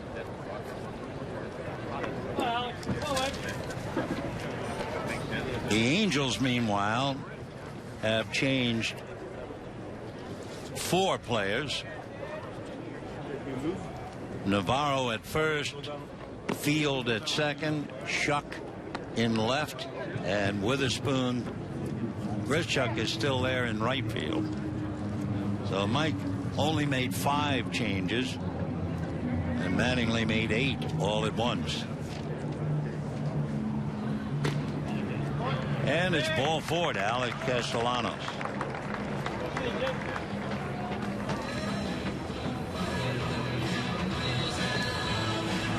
Well, the batter is A.J. Ellis. Everyone has come and everyone has gone, but not A.J. He is still there.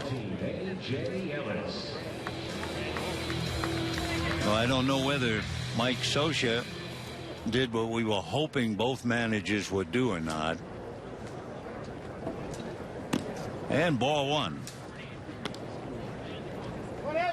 Barden, who replaced Mark Ellis on the field, is replacing Nick Punto in the lineup.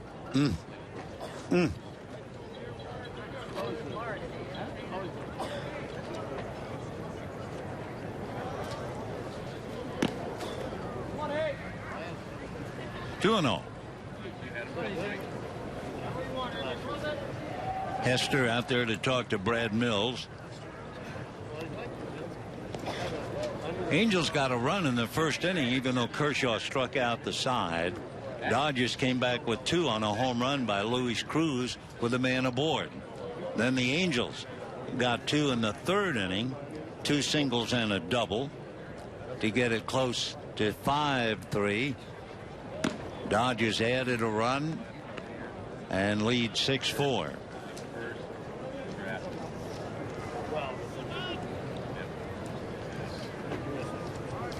So A.J. up there with Brian Barden on deck.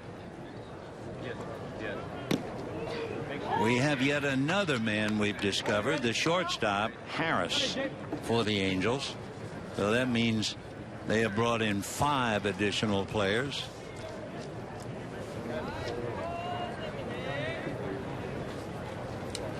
And ball 4. So struggling is Brad Mills. Brandon Harris has taken over for Ibar. Second baseman number 48, Brian Barden. Brian Barden, whom we saw play left field and the infield, though Barden playing second base. Well, we have a minute. Can figure out Castellanos is in Moore's spot. Barden is for Punto. Dallas McPherson is in Uribe spot. And I'm not sure who's going to hit in a Meziga spot. No, we wait. The most impressive thing, I guess, so far today, Clayton Kershaw striking out 7. And boy, for only his 2nd outing in the spring, he had some good stuff. Some great breaking balls.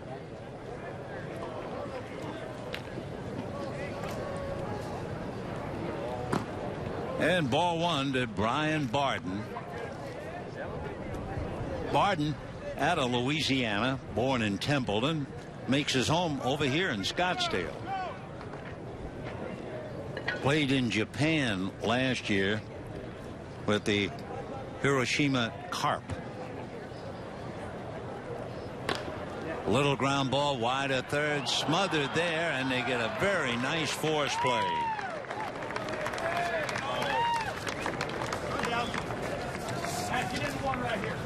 Take another look. Heading for the hole, smothered, couldn't make the tag. Nice avoidance by Castellanos. Though he did get the force play on Barden, and Dallas McPherson is coming up. So a good play at third, only I'm not sure who's playing third. We do know Nick Evans is now hitting ninth. We're looking, we're trying. That's a strike.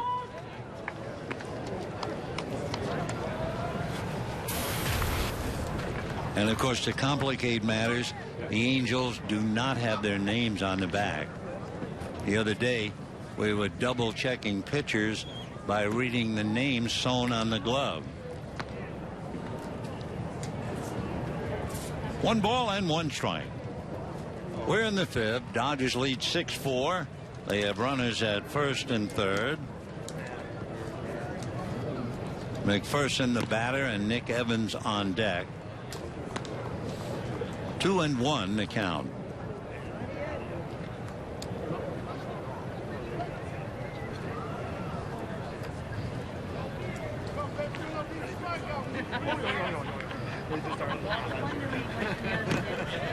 Big swing for McPherson. Dallas is a big fella facing Brad Mills. McPherson 6'4", 225, and originally signed by the Angels.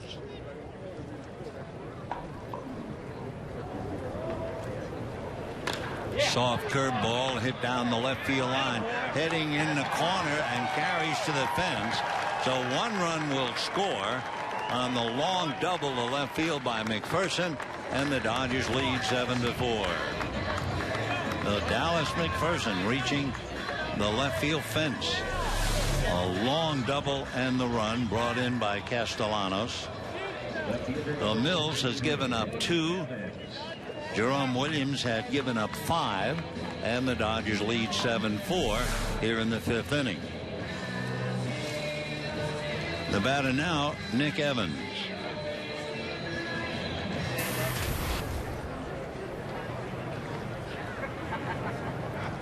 Infield has to play up, only 1 out. We saw Evans play third base in the outfield now. He was born right here in Glendale, Arizona, and lives in Phoenix. Dodgers signed him as a free agent last year. He had played a lot for the Mets and played in their organization. Went to school at Texas Tech.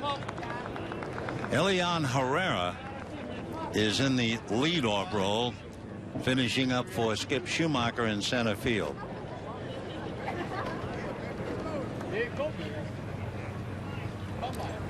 Dodgers lead 7-4. That's a strike.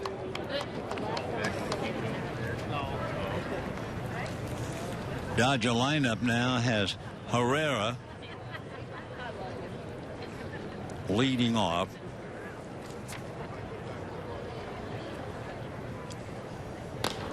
And a high fly ball to right field.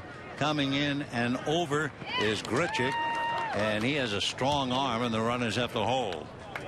So Evans a fly ball. Runners stay at second and third, and the leadoff man, Elian Herrera, coming up. Whether it is spring training or a regular game, it doesn't make any difference if the pitch is right at your face.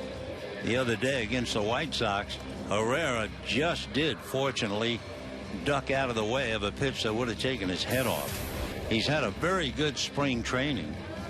Elian hitting .375, and you may remember he was with the Dodgers for a while last year. but from all who saw it, that was really too close for comfort. So they pitched to him with first base open and D. Gordon on deck, and foul ball. Herrera hit .251 for the Dodgers in 60 some odd games last year.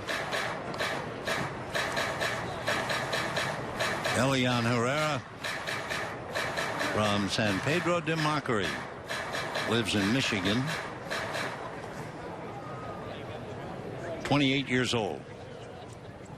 Dodgers leading 7-4 and have runners at second and third with 2 out. 1 ball and 1 strike.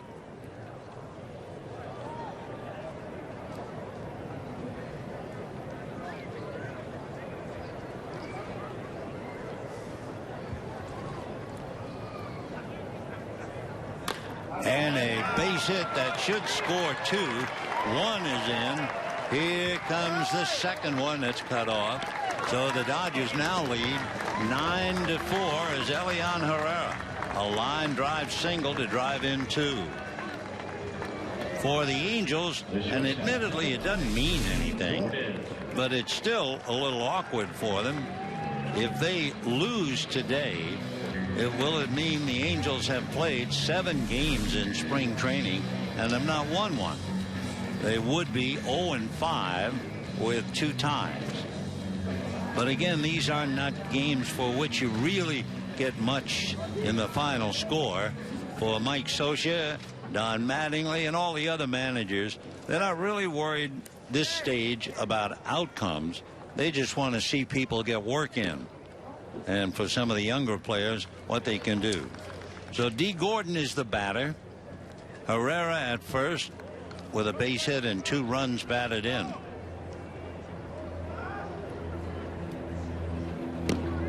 That's a little low.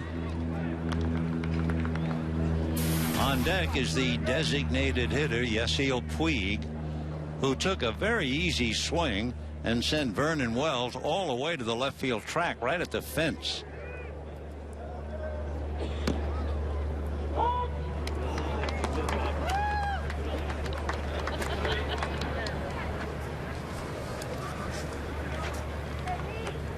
Two and 1 they count to D. Gordon.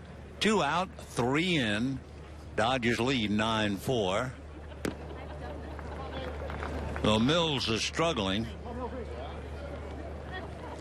Gave up a run in the 4th inning, and he's been roughed up for 3 more here in the 5th.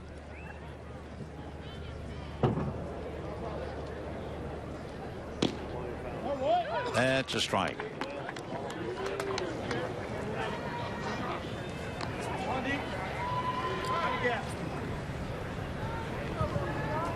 Hit a strike. Here you go.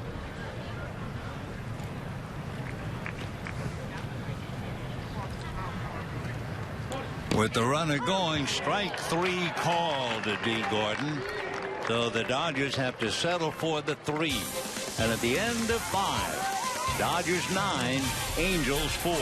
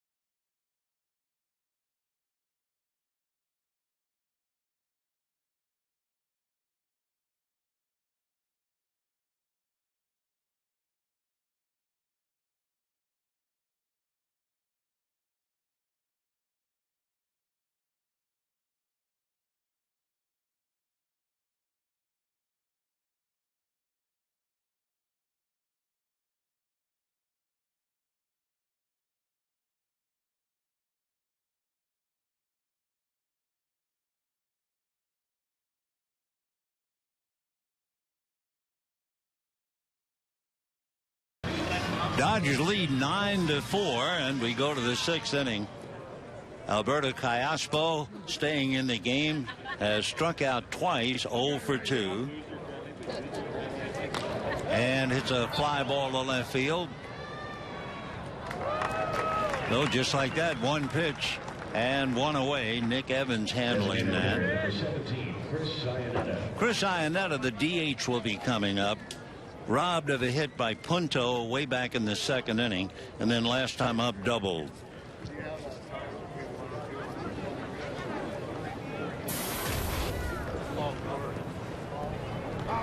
So Iannetta, the veteran catcher.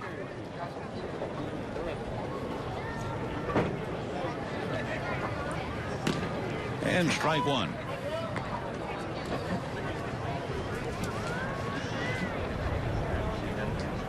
A lot of fellas who went to the University of North Carolina for one reason or another. The so-called Tar Heels, they produced a lot of major league catchers. Dwight Lowry, Scott Bradley, B.J. Suroff, Matt Morello, Jesse Levis, and now Chris Iannetta, who's been in the big leagues since '06 with Colorado. John Hester is on deck. The Angels have made changes, but not that many yet.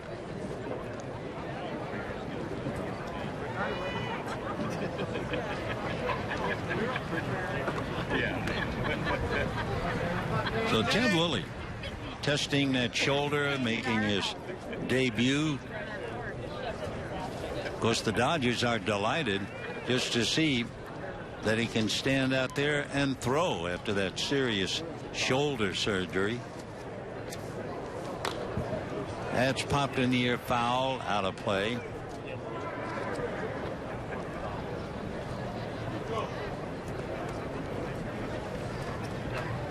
Dodgers, of course, came to camp with people like Lilly, question marks as to how they would bounce back following the surgery. Starting with Chad Billingsley. A drive to right. Castellanos is out there to make the catch. So 2 down on fly balls. And the batter will be the catcher, John Hester. John Hester today, single to left and fly to right.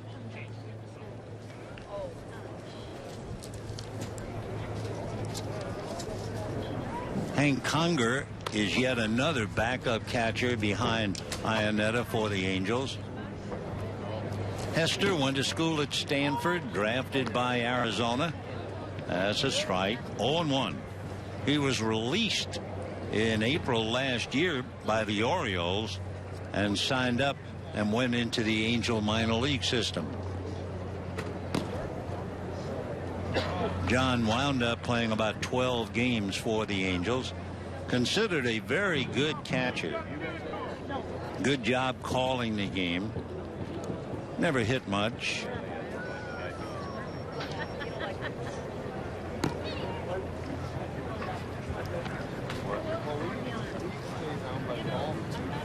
Autographs being signed. Fans enjoying every minute of it.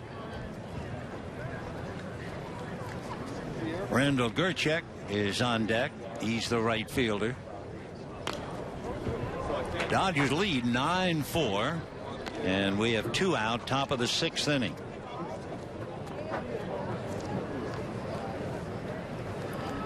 It'll be interesting to see and compare all year the Dodger outfield, Carl Crawford, Matt Kemp, and Andre Ethier, and the Angel outfield, Mike Trout, Peter Borges, and Josh Hamilton.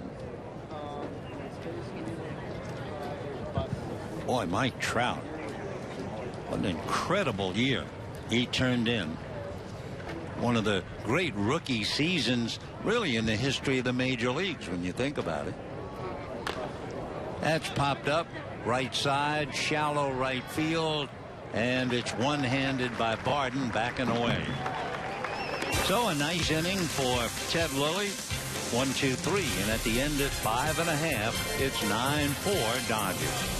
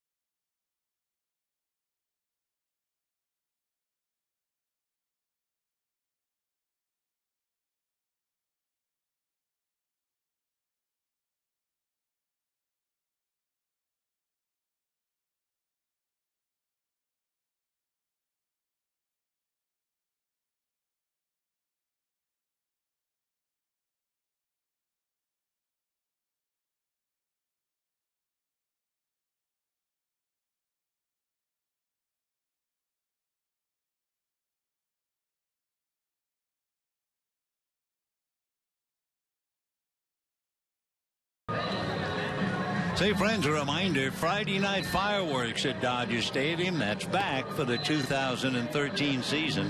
Compliments of Denny's. For every Friday night home game, all the friends are invited onto the field, enjoy the fireworks, and that'll have a unique theme for every show. And for tickets, visit Dodgers.com/promotion. Friday night fireworks, bring the children. Meanwhile, we go to the bottom of the 6th inning here, and the Dodgers leading 9-4.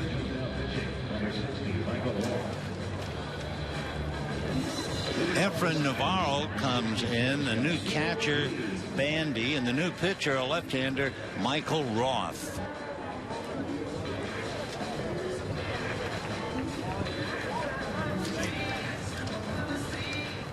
So John Hester is out for Bandy. We have a big problem with the Angels, especially for a pitcher coming in. Ball going down in the right field corner, foul and out of play, 0-1. It's Jet Brandy, J-E-T, behind the plate. The reason the Angels do not have their names on the back of the jersey, and to further complicate matters, they don't have the number on the front of the jersey. Off the plate.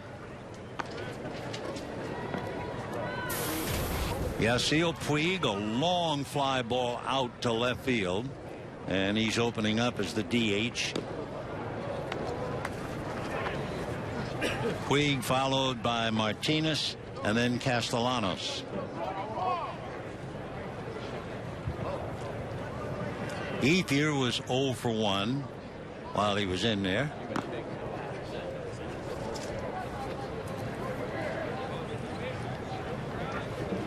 Yasiel Puig leading off, and you can see Pujols and Hamilton fans in the stands. But that's easy. They have the names on the back of the shirt. If you're a true Angel fan, you should be wearing an Angel shirt that does not have a name unless it's yours on the back of the shirt.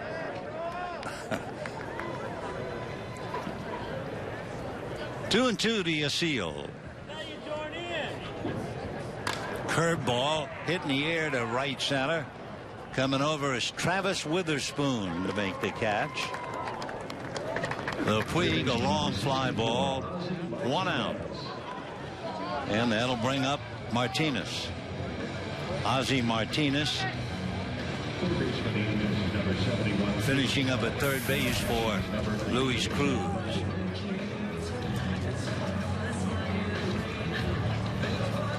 On deck, Alex Castellanos, who has a couple of home runs this spring. In the dirt. Nice save by Jet Brandy.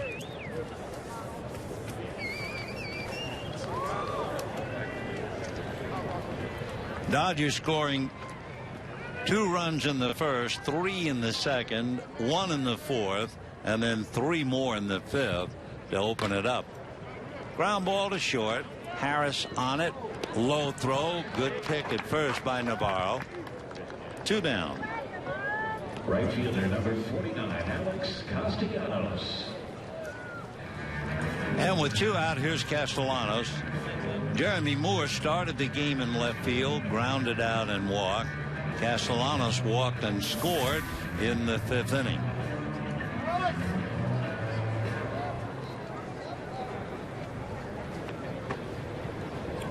Well, A.J. Ellis coming out of the game, hitting behind Castellanos, who hits that fly ball to Grichuk, and that'll be that. Quick 1-2-3 in the 6th inning. So at the end of 6, 9-4 in favor of the Dodgers.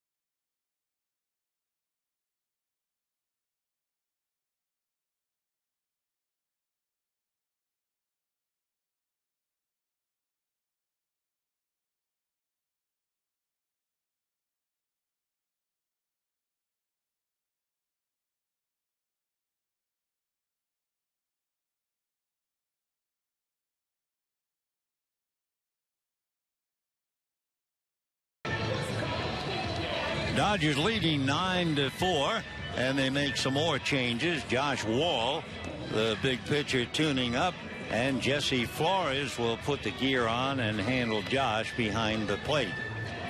Josh Wall is out of Louisiana, Walker, Louisiana, makes his home in Baton Rouge. He's an ideal size.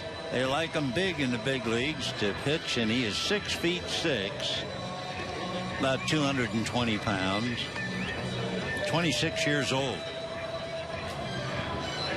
Meanwhile, Jesse Flores, he settles in with the gear behind the plate.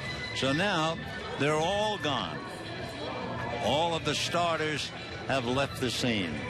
The Dodgers have an infield of McPherson, Barden, Gordon, and Martinez, and an outfield of Evans, Herrera, and Castellanos, and now the battery of Wall and Flores.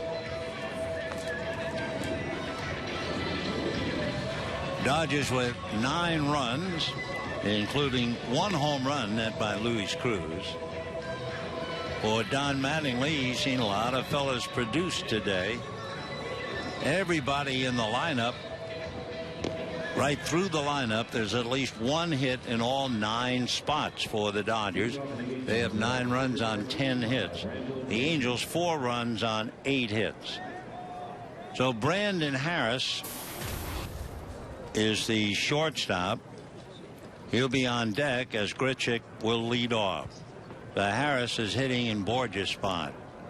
As we said, it's one thing to be able to identify the players, but where they're hitting in the lineup, that's another story.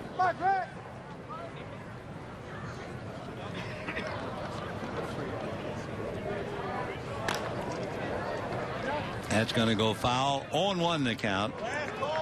Grichuk, the boy who was drafted 1 round ahead of Mike Trout, has struck out twice today, 0 for 2.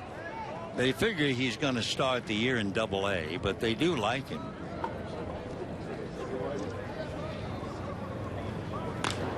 And that's lifted to the right side. Backing out for it is Tommy Field, and makes the catch. So 1 away. So following Kendrick's home run, the next 6 in a row have been retired.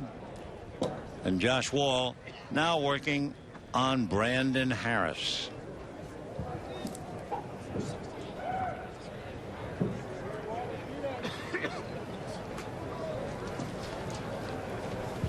Nine runs, 10 hits for the Dodgers, 4 runs, 8 hits for the Angels.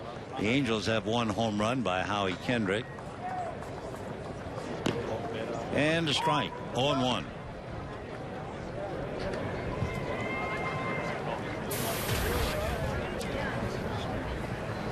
Navarro, the first baseman, left-hand batter, he's on deck.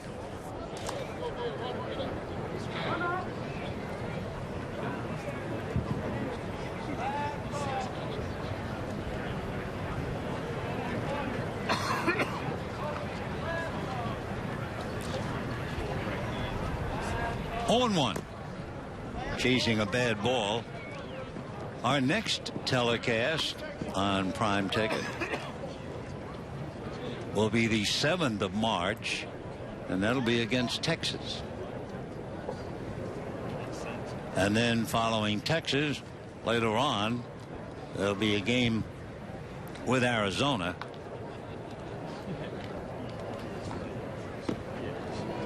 And that will do it for Harris. So Josh Wall gets a pop fly and a strikeout. And the batter will be Navarro, the first baseman. Navarro, left-hand batter, and Tommy Field is on deck.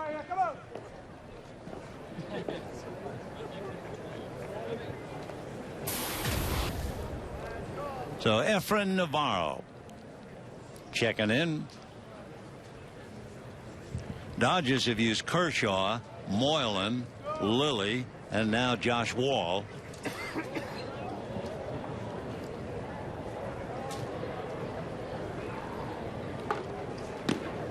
And a strike at the knees. 0-1. Wall throws hard. Made his major league debut last year.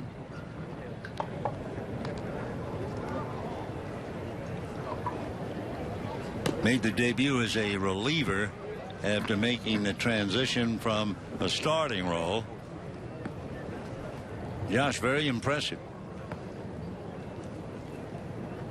It's in 7 games briefly last year for the Dodgers. He spent the year bouncing back and forth. Los Angeles and Albuquerque.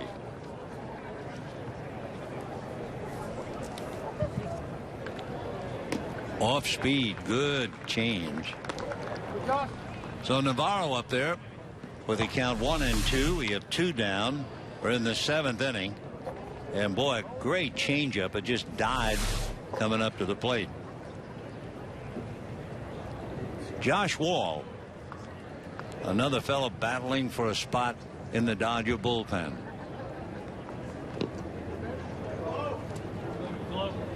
Two and two. Another thing I've noticed this spring in walking around with Dodger players, boy, they have a big squad. Wall all by himself 6'6". But every one of the pitchers, you walk around, you say, oh my gosh. Nice bit of pitching by Josh Wall, a 1-2-3 innings, striking out 2. And at the end of 6.5 innings, it remained Dodgers 9, Angels 4.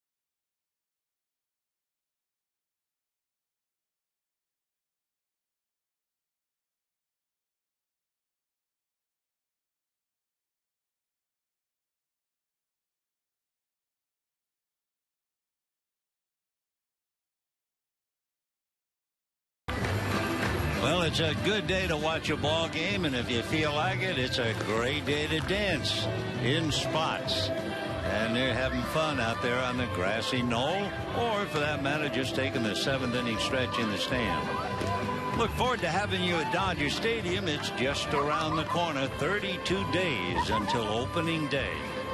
Meanwhile, Chad Cordero will be the 5th pitcher, and he'll be facing Jesse Flores. Cordero had not pitched in the big leagues for over 2 years, and part of the reason he was in mourning, he suffered the loss of a baby girl, and that really set him back. But he has fought his way out of that. He pitched briefly in AAA in 2011, but he hadn't been around in the big leagues since 2010. And in one of those stories in the spring, another fellow you'd like to see do well and make a club. Yeah, that sad story here the other day when Dontrell Willis, who has gone from the top to the bottom trying to get a job and hurt his arm and had to come out. Oh, we'll see about Cordero. Jesse Flores The Dodger catcher is the batter. The floor is Barden and McPherson.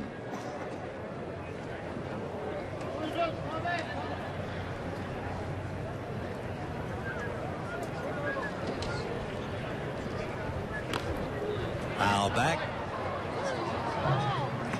0-2 the count. Jesus Flores, then Brian Barden, Dallas McPherson, and Nick Evans.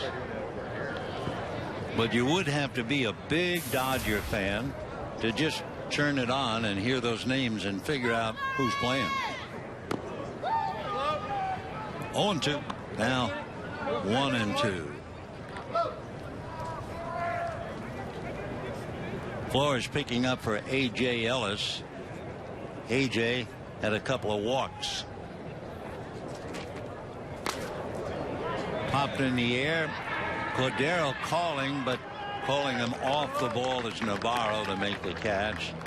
So Jesus Flores pops it up, and we have one away here in the 7th inning. Brian Barden playing in the outfield and also in the infield. We've seen him play left field, and he's playing second base today. Barden reached on a fielder's choice back in the 5th inning.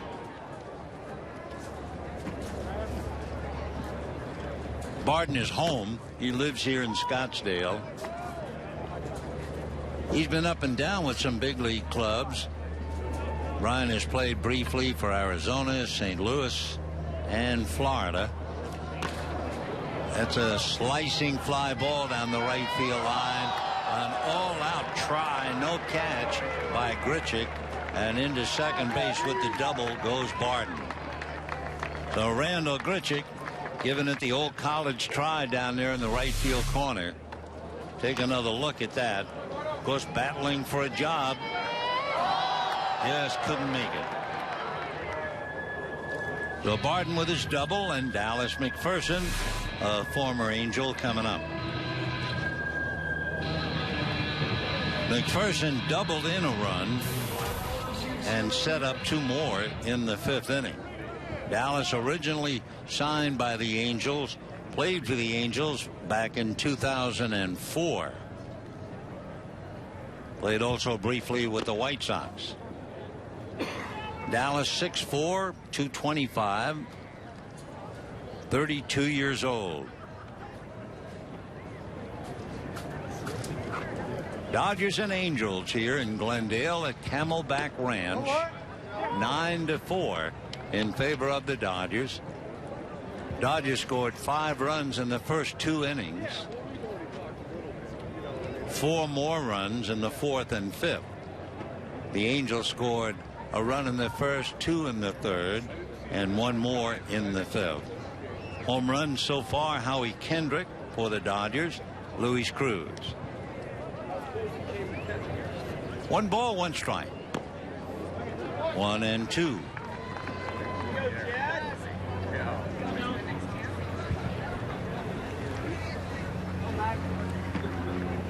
Cordero battling for a job. You can certainly tell that by his number. He's wearing number 82.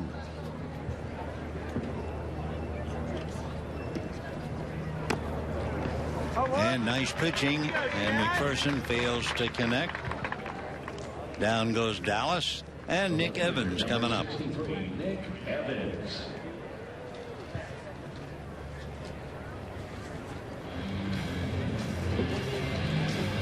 So it's been Williams, Kobayashi, Mills, Roth, Cordero, and talking about numbers, Nick Evans wearing 63 checks in at the plate. In fact, in double checking Cordero, he had been a minor league pitcher, and they brought him up and put him on the major league roster, so now he wears number 52. There's usually a story in the number in spring training. The higher the number, the odds get greater that you'll make the club. Check swing, blooper, base hit. Running with 2 out is Barden to score, and the Dodgers lead 10-4 on a little flare into right field by Nick Evans. He'll take it.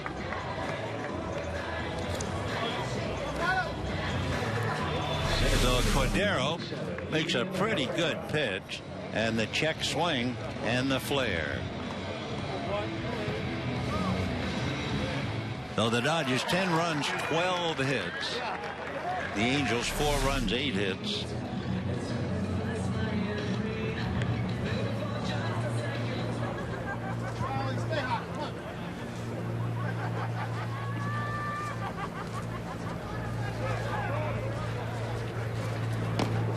That's a strike.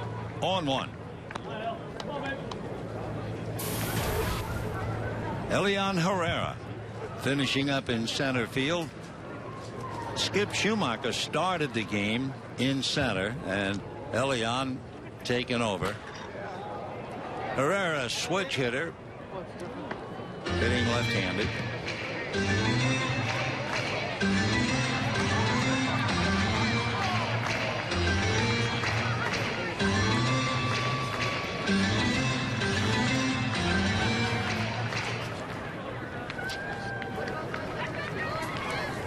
And 2. So Herrera comes up empty. Down go the Dodgers in the 7th. They do get a run thanks to that check swing single by Nick Evans that cashed in Barton. At the end of 7, 10-4 Dodgers.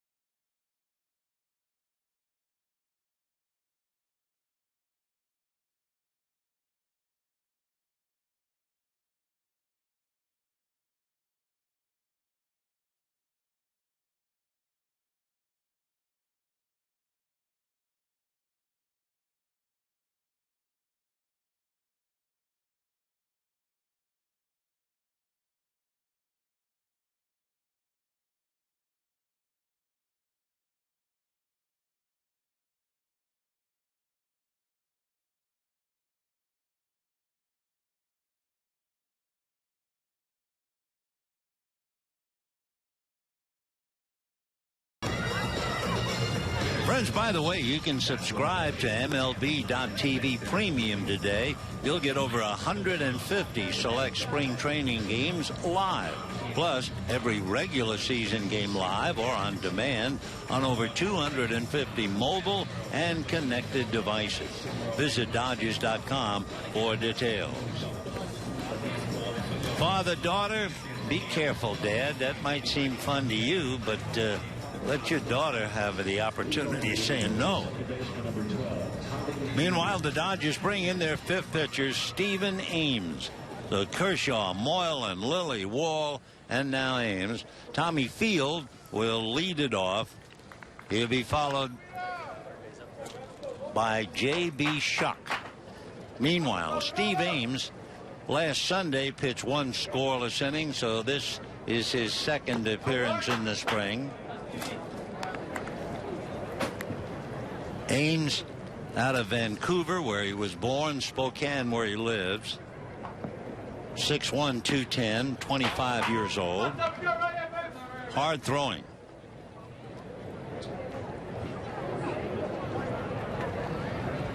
He's been pitching here, so he should be ready.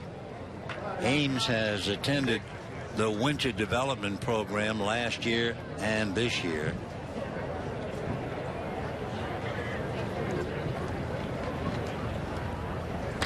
And that's smoked into left center. Moving over and having to race it to the wall is Nick Evans. So it's a long double for Tommy Field, the left center.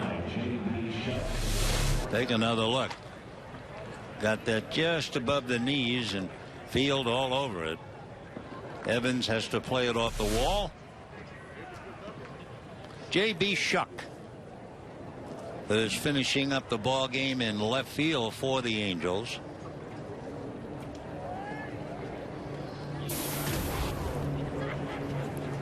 So Shuck, left-hand batter, checking in. AAA ball, had a good year, hitting .299.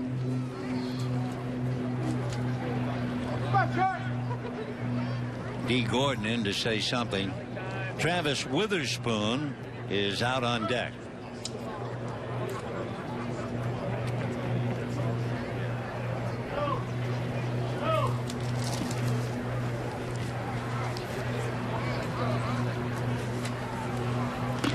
See if anything in my copious notes, if we have anything on Shuck.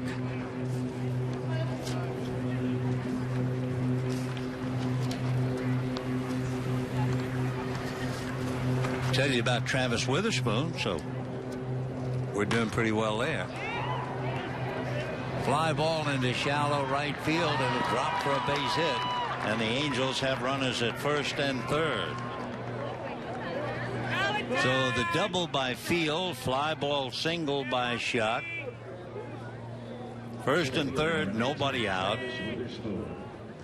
And Travis Witherspoon coming up. Witherspoon, 6'2", 190. He was born in 1989. Angels signed him as a 12th rounder back in 2009. What they really liked about him was his speed and athleticism. And 4 years later, that seems to be the same story. They don't expect him to hit a lot, but he can do a lot of other things. There's ball one. He's 6'2", 190.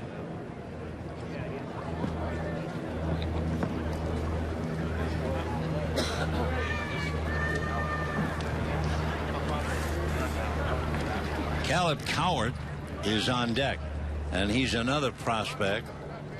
The Angels are very high. Ground ball, base hit into left field. So Field will score, and Shuck will stop at second.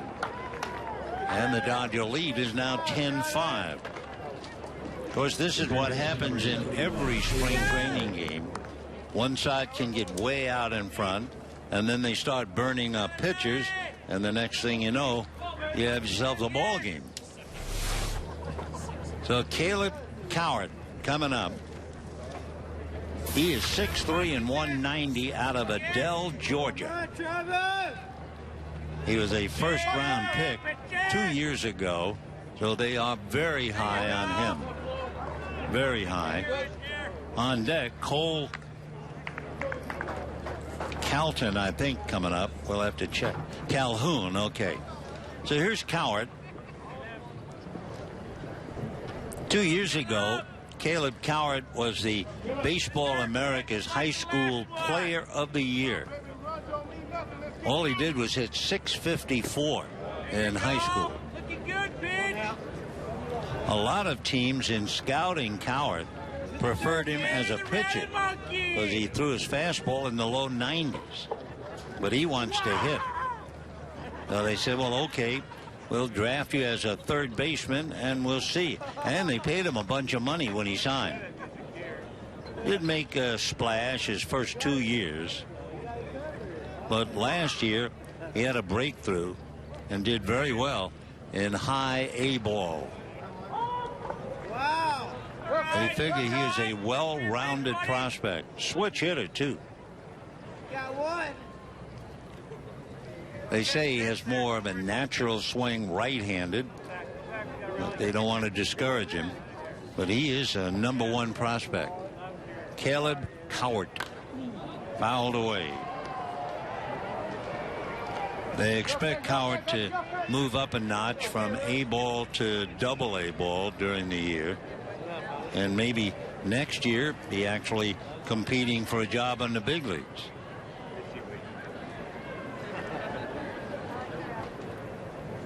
Midwest League last year.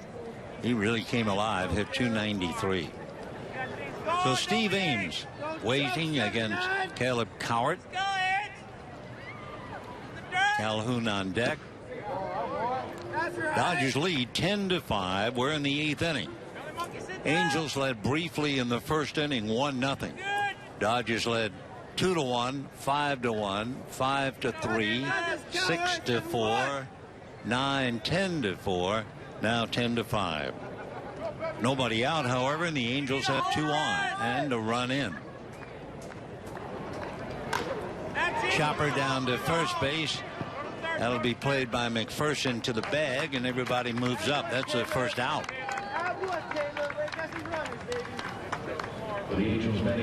So second and third, 1 away, and Calhoun coming up.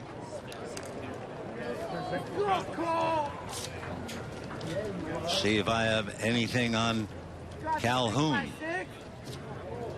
Cole Calhoun, his name is.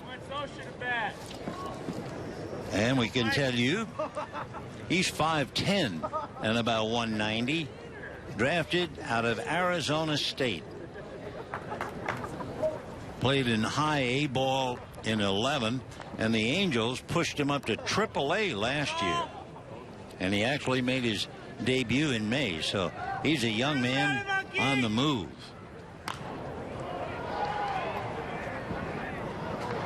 The Angels really like his makeup, even though a lot of the scouts say that his tools are rather uninspiring. But he's smart, a very good instinct type player, and a leader, and aggressive.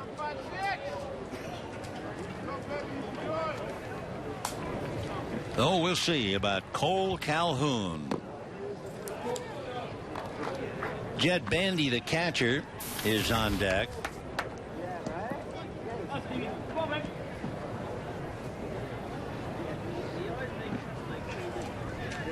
Let's go, Calhoun! The DH today was Chris Ionetta. Of course, you know, you can get into quite a debate. It's spring training, and they're using a DH to get an extra hitter sharpened up all the time. However, who suffers when you have DHs in the National League? That's right, the pitchers. They don't get their bunting in. They don't get anything as far as game time except pitching. So if you like the DH in spring training, that makes some sense. But the pitchers are behind in a lot of the other areas. High fly ball into left field. Nick Evans battling the sun. Tagging up at third is Shuck coming in, and that makes it 10-6. And Calhoun gets an RBI. The catcher, number 98, Jed Bandy. So Jed Bandy, B-A-N-D-Y, coming in. The paid attendance today, 5,083, which is pretty much the Dodger average so far in the spring. They've averaged coming into this game 5,300, and they have 5,000. There are a lot of things, I'm sure, playing into it. Number one, the early games in February. Because of the World Baseball Classic, they started a week earlier in playing. The unseemly cold weather in Arizona. Now that we've turned the corner and starting tomorrow, March 1, and the weather being improved up to 80-85 degrees, I would expect to see the crowds going up much higher than 5,000. A lot of Dodger fans coming over from Los Angeles, but basically on the weekends.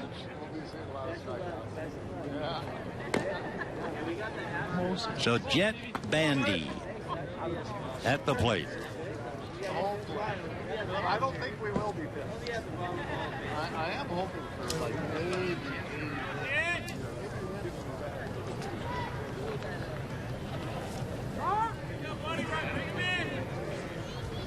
I do not have any numbers to talk about Bandy, but he's wearing a double 8, So he doesn't figure in the Angel plans right away. Bad hop. Nice play at third by Ozzie Martinez. Wow. That thing could easily have hit him in the face.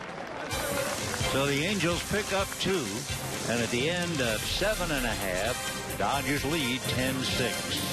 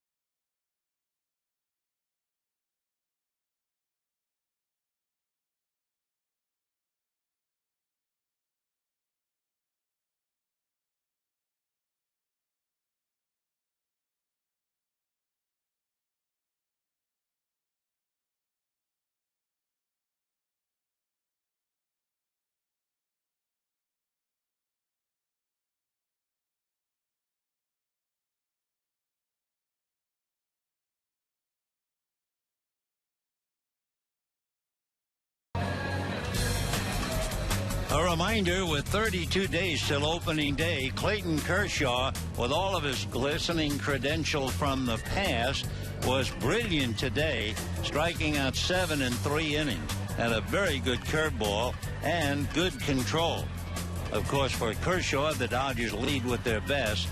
I'm pretty sure that the opening day pitcher for the Giants will be Matt Cain, not Tim Lincecum.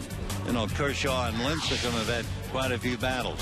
But, of course, if it isn't Lincecum first day, you figure to see him in the next 2, one of them anyway. 3 games with the Giants, followed by 3 with Pittsburgh.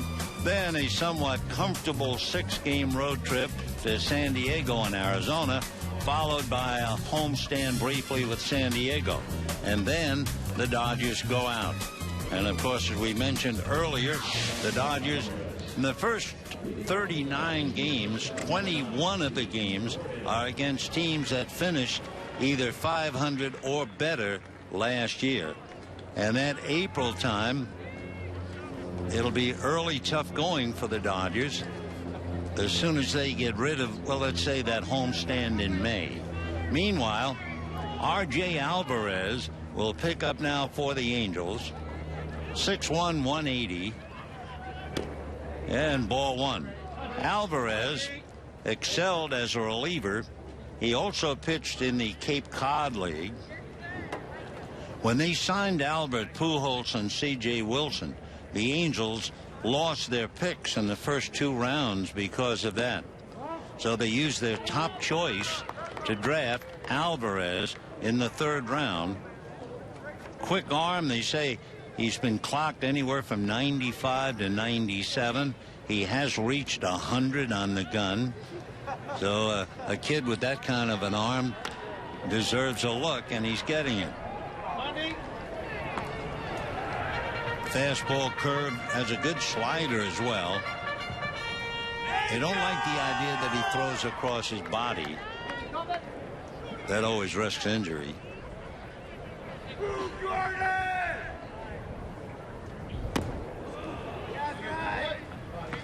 Come out.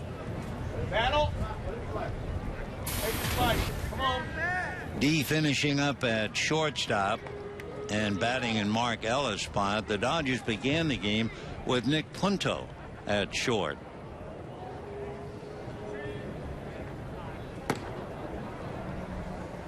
Fighting.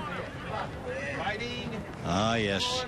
It wouldn't be a ball game without a hot dog and some cotton candy, although I always associate cotton candy with the circus. Well, it's 10-6. You got it. It's a circus here. D. Gordon hacking him foul. Alvarez would like to move quickly through the Angels system. He has good stuff. It's just a question of whether he throws strikes. That's what they say. He could eventually pitch in the back of the Angel bullpen. When you hit 97, it's too high for Gordon. So D opens up the 8th inning with a walk. And here comes Yasiel Puig. Puig appearing in the DH spot after Andre Ethier started. Puig hit a long fly ball to the track and left, and a long fly ball to right center. 0 for 2, but you could see with that effortless swing just how strong he is and how far he can hit him. What is really surprising when you look at him is to realize he can run. Now he bangs one into center. So Puig goes 1 for 3 today. Single to center, and the batter will be Ozzie Martinez, who's finishing up. Take a look at Puig. Big man and a big follow through. Unable to extend his arms. That's why he had to settle for the base hit. A lot of fellas who can't extend their arms don't have the power, but that was a line drive. So Ozzie Martinez coming up. Young fella from Puerto Rico. Dodgers got Ozzie from the Chicago White Sox. He was originally signed by Florida.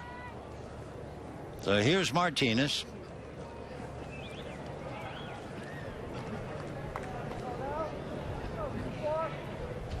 Ozzie finishing up for Luis Cruz, who started today.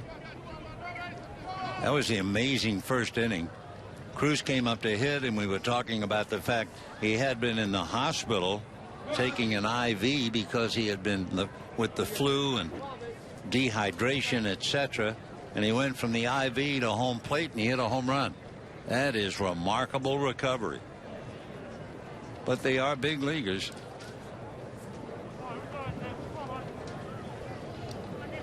Martinez, 24 years old.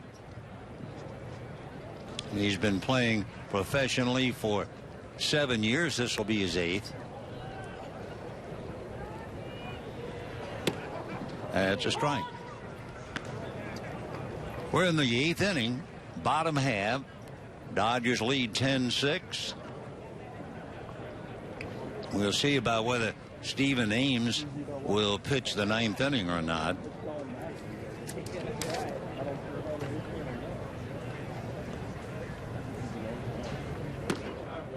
In fact, it'll be interesting to see who pitches the 9th inning. Dodgers have done what they said they would do, pitching Kershaw and Lilly and Moylan and Wall and Ames. If somebody else comes out of the bullpen, it will be a minor league pitcher, and that's when big leads disappear. High slicing fly ball to right center. Witherspoon is there, tagging up and moving over are both runners. Puig going into second base, upending second baseman Tommy Field, and he's out at second. So Gordon advances to third, and Puig is nailed trying to get into second.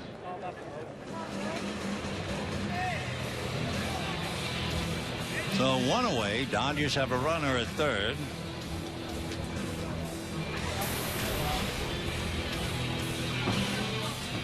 Alex Castellanos now checking in.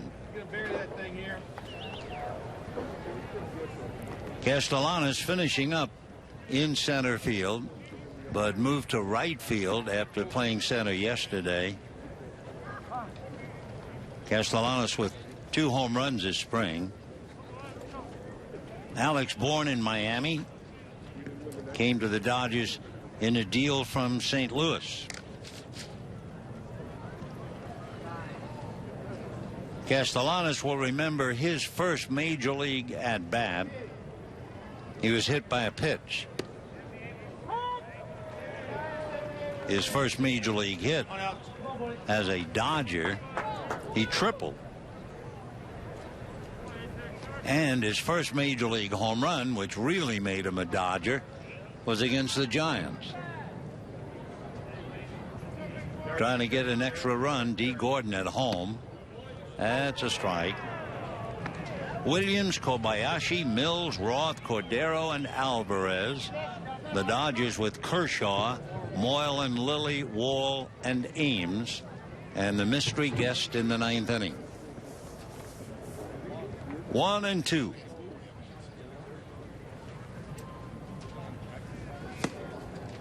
Throwing hard and keeping it low.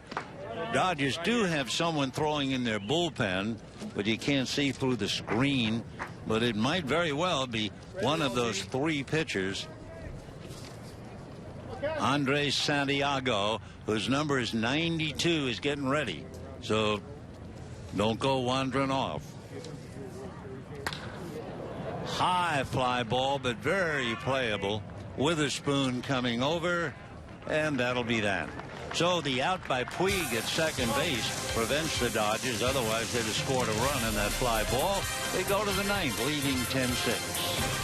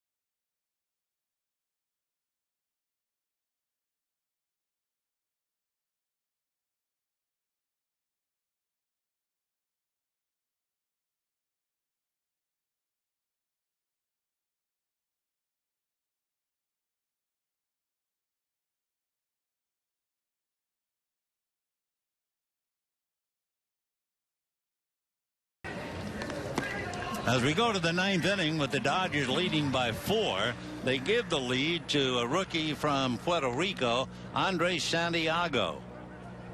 He was signed by the Dodgers back in 2007, pitched in Double-A last year,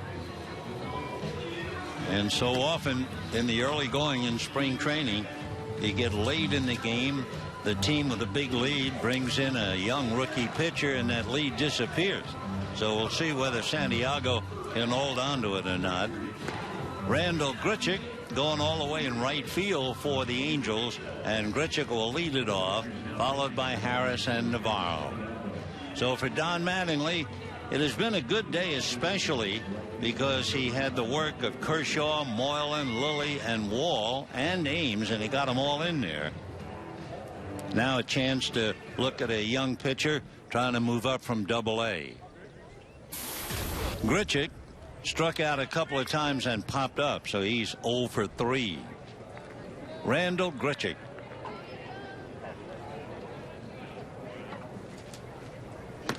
And ball 1-0.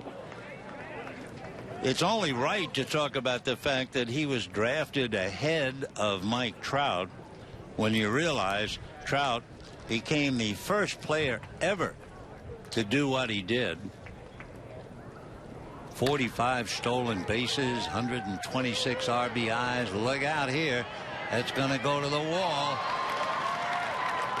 Herrera couldn't play it. And so that figures Grichuk opens up with a 410-foot triple. And hold on to your hats. No lead is safe the way they play games in spring training. No park is big enough.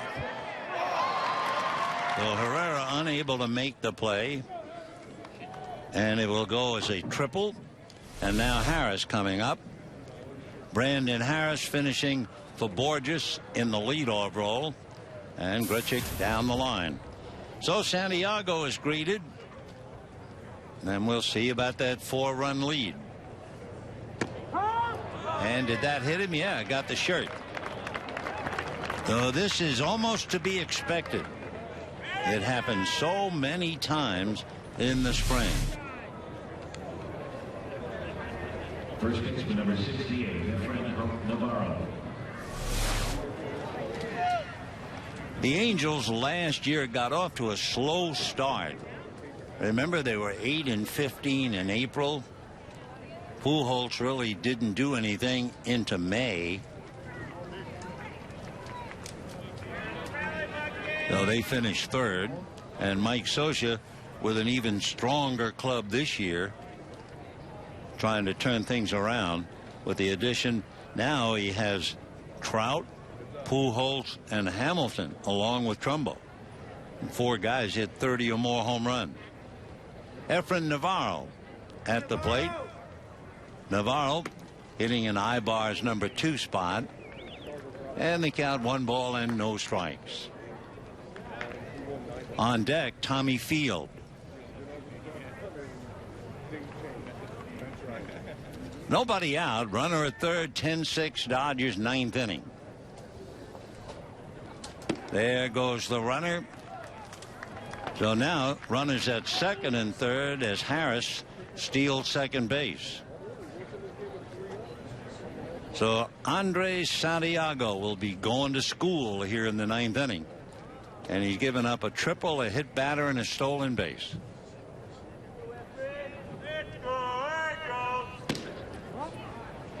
Now he goes 3-0, so he's 1 pitch away from loading him up with nobody out.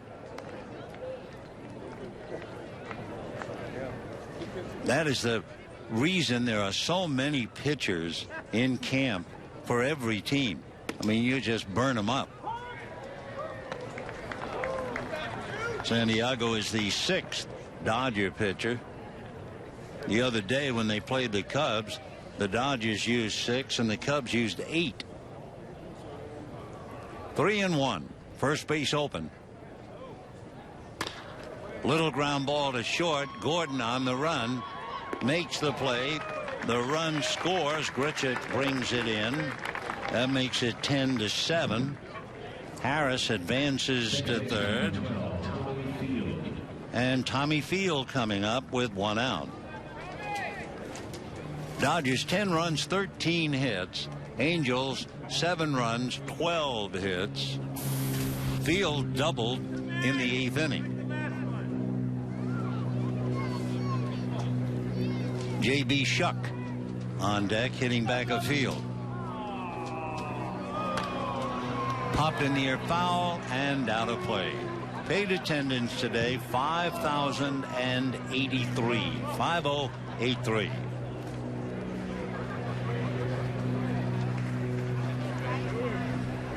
One out in the 9th, 1 run in. The Angels have a runner at third. Dodger lead is 10-7. Andres Santiago, Double-A pitcher, trying to get some outs.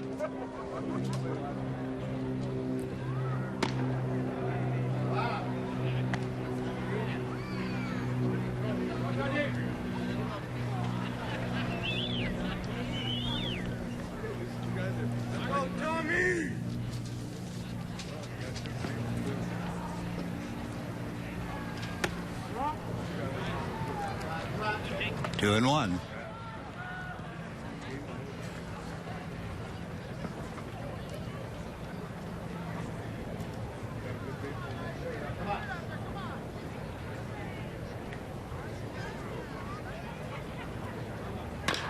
Big chopper. Nice fielding play at third by Ozzie Martinez as the run scores. So Harris brings it in. 2 out now in the 9th inning with the Dodger lead 10-8. Take a good play for Ozzie Martinez to field it, whirl, and then make a spot-on throw to first. A little low. And McPherson, a good play at the other end of it. So with 2 out, here's J.B. Shuck. Dodger lead 10-8. Ball 1.